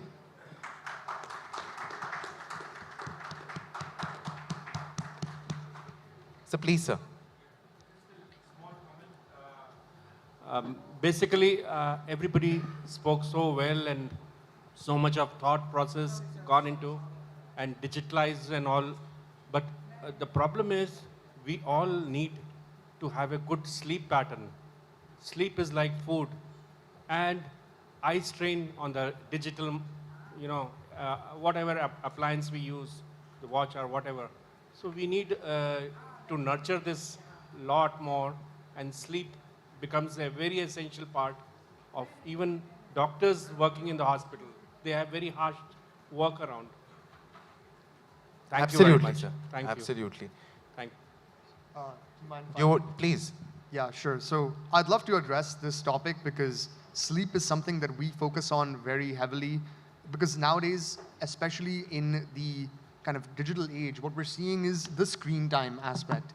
People are so used to getting this blue light bombardment late at night, post 9 p.m., post 8 p.m., after the sun is setting, that it actually has effects on your neurochemistry. It's starting to change the way our brains work, and it's massively detrimental to our sleep quality, sleep duration, sleep timing, these basic factors, biomarkers that need to be kind of, looked at.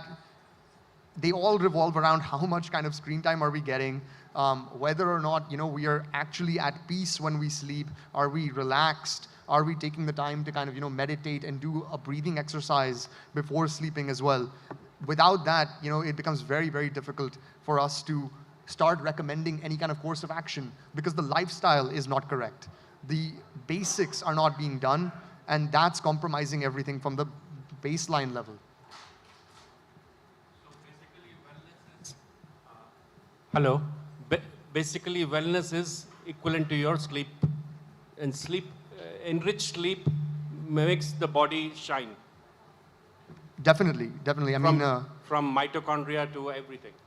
of course, even for, physical recovery, for people who are used to being active, and you want to lose weight, for example, just as a very basic kind of, measure, you will not lose weight at all unless your sleep is good. That's just a fact that I think everyone should know, that without quality sleep, without that time for your body to repair and regenerate and actually go through the biological processes that it requires to eliminate fat and build muscle, nothing will change.